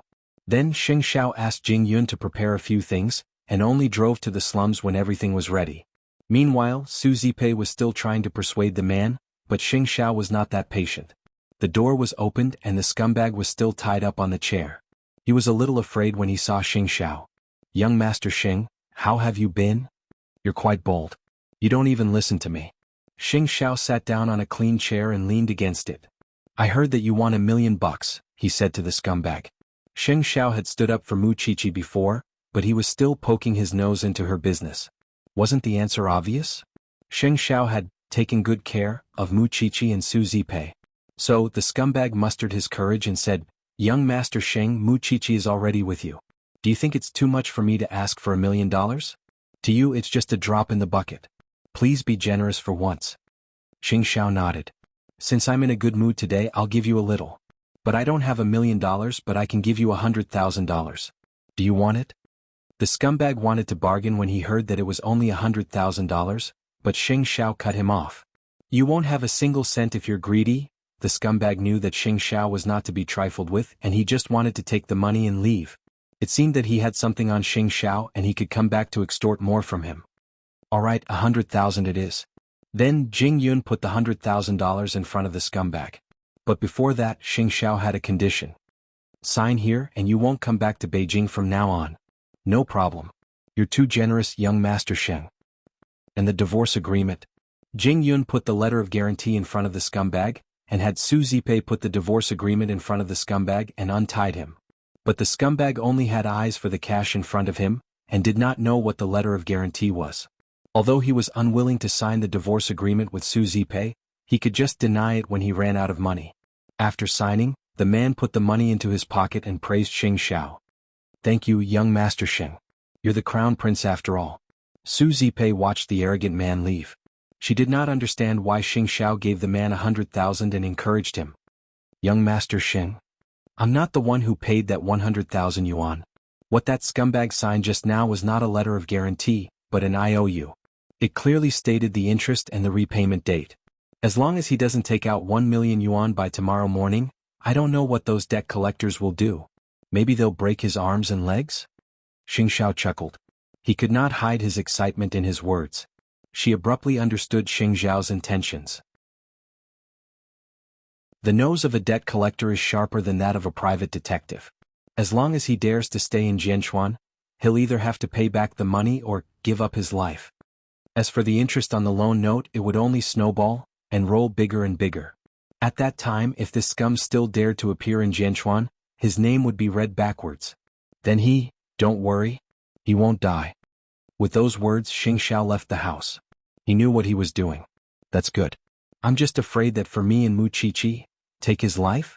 I'm a proper businessman, Aunt Zipei. With those words, Xing Xiao led Su Zipei into the car and drove her back to the little mansion. Now that the scumbag was dealt with and the divorce papers were in hand, the two of them did not have to worry for the time being. Still, Su Zipei felt even more guilty. She felt that she and Mu Qiqi owed Xing Xiao more and more. Even if Xing Xiao only wanted Mu Qiqi from start to end, he still wanted her. Mu Qiqi had been worried until the two returned home. She quickly went up to them. Aunt Zipei, how is it? Young Master Sheng, it's all settled. Su Zipei told Mu Qiqi. And the divorce papers. That's good. Mu Qiqi reached out and hugged Su Zipei before looking up at Xing Xiao. Although she did not know how Xing Xiao did it, she only felt that she was adding to his burden. Xing Xiao fixed his gaze on Mu Qiqi, his meaning clear. Mu Qiqi quickly let go of Su Zipei and said, Aunt Zipei, it's good that you're fine. I left in a hurry last night and didn't have time to explain to Qian. I'll go look for her now. You should rest at home, go. Su Zipei's mood was very complicated. She held the divorce papers in her hand and needed to organize her thoughts. That was why she did not stop Mu Qiqi. I'll send you there. Xing Xiao said. Thank you, young Master Sheng. Su Zipei thanked Mu Qiqi on her behalf and watched them leave the house. Of course, going to look for Qian was just a pretense. Xing Xiao brought Mu Qiqi to their new home. With this secluded place, Xing Xiao did not have to bring Mu Qiqi to the revolving restaurant anymore. Once they entered the house, Xing Xiao picked Mu Qiqi up by the waist and put her on the dining table. Then he kissed her fiercely. Mu Qiqi tried her best to respond, wanting to give him her whole heart. But no matter how crazy Xing Xiao was, he knew the severity of the situation. Before they had that thought, he left Mu Qiqi's lips. What? Are you still unhappy? I think I'm a burden to you. I don't want to cause trouble for you all day. I want to be useful to you. Mu Qiqi answered Xing Xiao seriously. Do you think you're not useful enough for me? Xing Xiao sneered. He grabbed her hand and put it on his body. His strong body hid the desire that was about to erupt. Mu Qiqi buried her head in Xing Xiao's chest. She could not help but raise her head and feel the man's Adam's apple with the tip of her tongue. Xing Xiao immediately pressed her down and spanked her little butt. Do you want to die? Xiao Xiao, I can do it. With your current body, you can't endure my demand. After Xing Xiao was done, he helped her up and stared at her tearful eyes. Or, can you go to college with a big belly? Mu Qiqi did not think too much. She just felt that she did not want to disappoint Xing Xiao again. They were in a stalemate for a while. Then Xing Xiao carried her down from the dining table. I'm hungry. I'm going to cook. I want to get used to the life of two people. Uncle. No, I mean, will that scum really not appear in my life and Aunt's life again? No. Xing Xiao answered with certainty.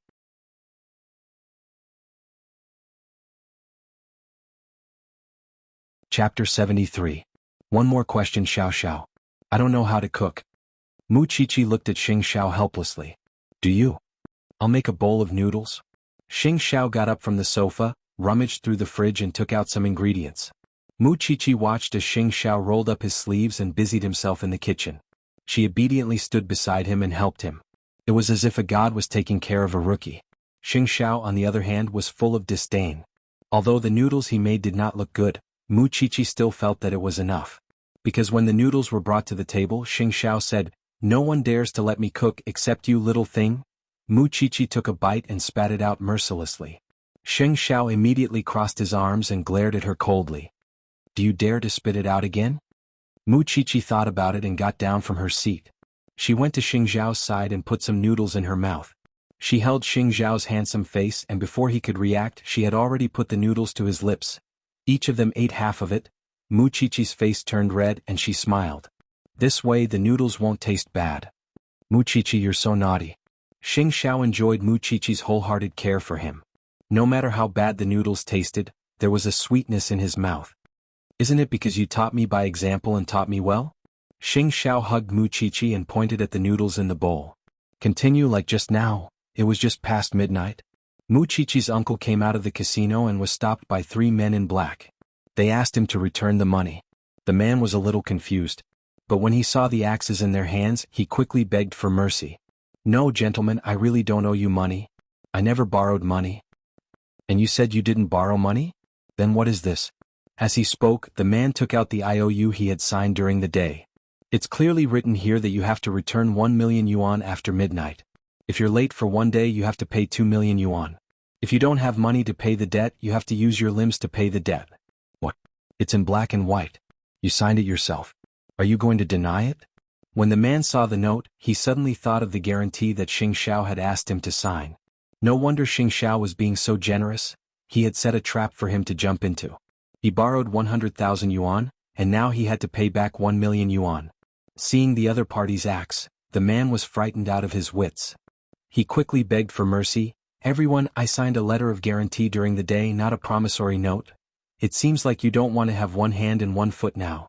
Let me tell you, as long as you're in Jianchuan, no matter where you are, we can find you. So, don't even think about denying it. Don't, gentlemen, how about this? Tomorrow morning I will return the money to you. You have to allow me to collect. The man quickly appeased several debt collectors. Tomorrow morning at 6 o'clock we'll wait for you at the door. If you dare to run away, you'll spend the rest of your life in bed. With that, they left with their axes, while Mu Qiqi's uncle's legs turned to jelly. Although he knew that it was a trap, the scumbag knew that it would not benefit him to stay here any longer. He should run away now while he still had money in his pocket. That was why Xing Xiao received a call from Jing Yun early the next morning. That scumbag has disappeared from Jianchuan without a trace. He left cleanly. Don't let him come back. With that, Xing Xiao hung up. After all, he would remove every factor that could threaten Mu Qiqi. Now Su Zipei was free and had gotten the divorce papers. So, Mu Qiqi looked at her with a meaningful gaze. Aunt, you can bravely pursue your happiness now. Do you think I still have the mood to fall in love after what happened to that scumbag? I just want you to be successful. I'm not interested in anything else. Su Zipei replied. All right, let's take it slow. Mu Qiqi smiled. Although it was close to the new year, Mu Qiqi would stay at home to receive all kinds of training when she did not go out. She did not dare to be negligent at all, because she was even more determined to excel after what happened to her uncle. Only then could she help Xiao Xiao as much as possible and not be a burden to him. And Xing Xiao did it. As he said before, Huang Yao would be busier during the new year because they would have to attend all kinds of banquets. Mu Qiqi could even see him on TV sometimes. Of course, she could also see the women standing beside him.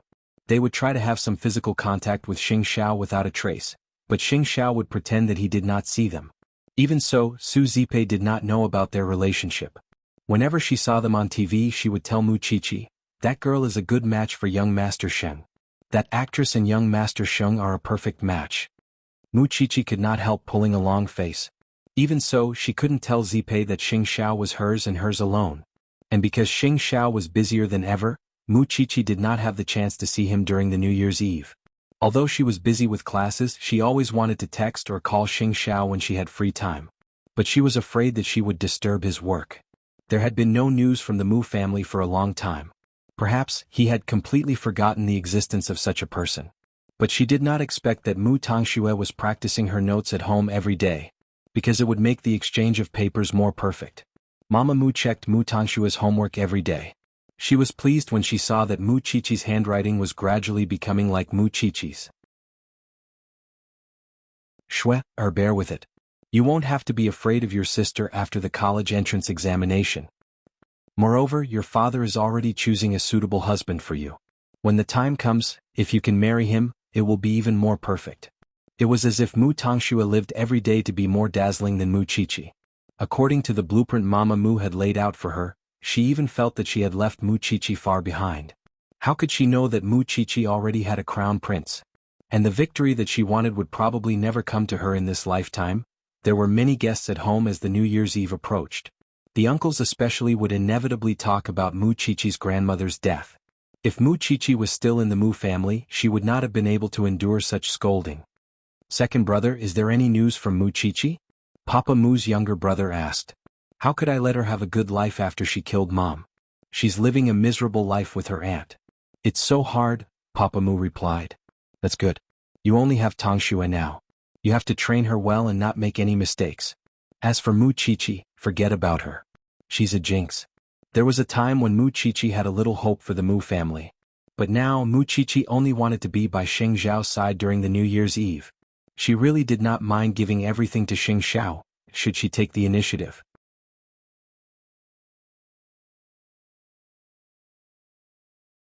Chapter 74. Mu Qiqi wanted to tell Qianqian about it so that she could give her some advice. So they agreed to meet outside. Qianqian saw that Mu Qiqi even had such thoughts. How much love did she have? Or perhaps, it was because of her inferiority deep inside. "Qiqi, are you afraid that the crown prince will leave you?" Qianqian asked Mu Qiqi directly. "You see, I'm living a good life now. But I have nothing except him." Mu Qiqi said helplessly. "Are you stupid?" Qianqian nudged Mu Qiqi's head. "The crown prince hasn't done anything stupid yet. Do you think he's that kind of person? How much does he value you in his heart to fall in love with a half-developed high school student like you? Idiot, you really don't know how lucky you are." "I'm just saying. I don't have the guts." Mu Qiqi smiled at Qianqian. "I'm actually very scared." Qianqian looked at Mu Qiqi and put an arm around her shoulder. "But as your best friend, of course I'll support you. But now is not the right time. How about I give you something? You can use it later?" Then Qianqian brought Mu Qiqi to the lingerie section of the luxury store. Mu Qiqi blushed at once. "Qianqian, this one." Qianqian pointed at the lace lingerie on the shelf. Then she called the salesperson over. "Wrap it up for us." "Qianqian, you really bought it. It's for you in college." Qianqian could not help but laugh. "Qiqi, women like us rely on being exquisite. Men might not say it, but these will definitely give you extra points." With that, the salesperson wrapped the lingerie up and passed it to Qianqian. Qianqian then put it in Mu Qiqi's hand. Mu Qiqi was a little surprised. Qianqian was getting more and more aggressive. However, when they left, Mu Tongxue, who was trying on shoes, saw them. It was not strange to see them in a luxury store frequented by rich people. But the thing was, Mu Tongxue saw what Mu Qiqi was holding. Mama Mu was still trying on the clothes and did not notice Mu Qiqi and Qianqian. However, Mu Tongxue walked up to them and smiled as she asked the two of them who were waiting for the elevator, "Sis, you're holding something from that sexy lingerie store, aren't you? What does that have to do with you?" Mu Chichi asked in return, clutching the bag tightly. Although you're already with a man, you still have to be mindful of your shame. If others see it, they'll think that the daughter of the Mu family is promiscuous and promiscuous. Not only that, but she also turned towards the shoe cabinet and shouted, "Mommy, come out." Mama Mu came to them with her coat, and frowned when she saw Mu Tangxue and Mu Chichi standing together. "Mommy, look at the thing in my sister's hand." Mama Mu was an adult after all, and naturally knew what Mu Chichi was holding. Her expression changed and she said to Mu Chichi, "How old are you? Aren't you shameless enough to buy these things?" Mu Chichi glared at the mother and daughter and turned to leave with Chen Chen, only to be stopped by Mama Mu. "Leave the things here. What would it look like if someone saw you taking them out like that?" Mu Chichi turned at Mama Mu's words and raised the bag in her hand. "We bought these with our own money. What does it have to do with you, Madam Mu? I'm not a member of the Mu family either, so don't lecture me." Mu Tangxue seized the chance and snatched the bag, taking out the lingerie set and showing it to Mama Mu. "Mommy, look." Chen Chen's eyes were ablaze at once, but Mu Chichi stepped forward and slapped Mu Tangshue's face, before snatching the bag and the other items from Mu Tangshue's hands. "Mrs. Mu, control your daughter. Don't do such a shameful thing regardless of the occasion." It was the first time Mama Mu saw Mu Chichi hitting Mu Tangxue, and she was shaking with rage. "Mu Chichi, how dare you hit someone? I'll hit Mu Tangxue if she dares to provoke me again. Perhaps you want to blow up Grandma's matter? I'll be there any time and my lawyer is always free. Just as long as you need it." With those words, Mu Chichi turned and left with Chen Chen, leaving Mama Mu screaming behind them. But that had nothing to do with her. Chen Chen could feel that there was a deep misunderstanding between Mu Chichi and the Mu family. And Mu Tangxue was the culprit. "Chichi, I'm fine." Mu Chichi shook her head to show that she did not mind. Moreover, slapping Mu Tangxue was a good deal no matter how one looked at it. It was supposed to be our little secret, but now Mu Tangxue is disgusting. Chen Chen took the bag from Mu Chichi's hand and threw it into the trash can.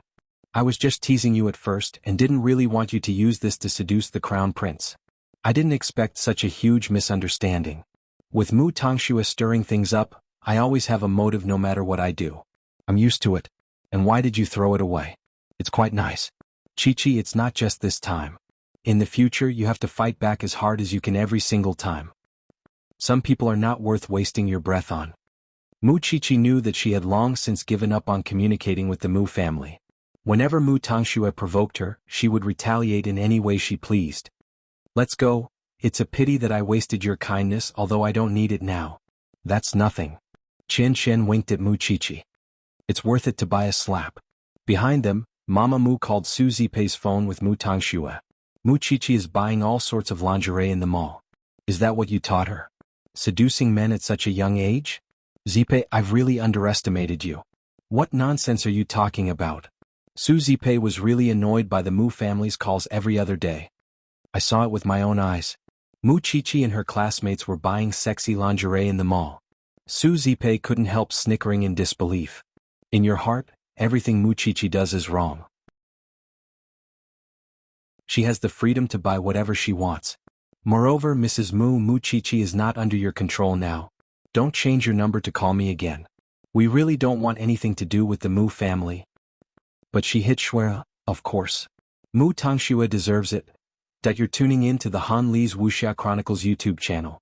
We're so grateful for your support, and don't forget to subscribe to join us on this incredible journey through captivating stories.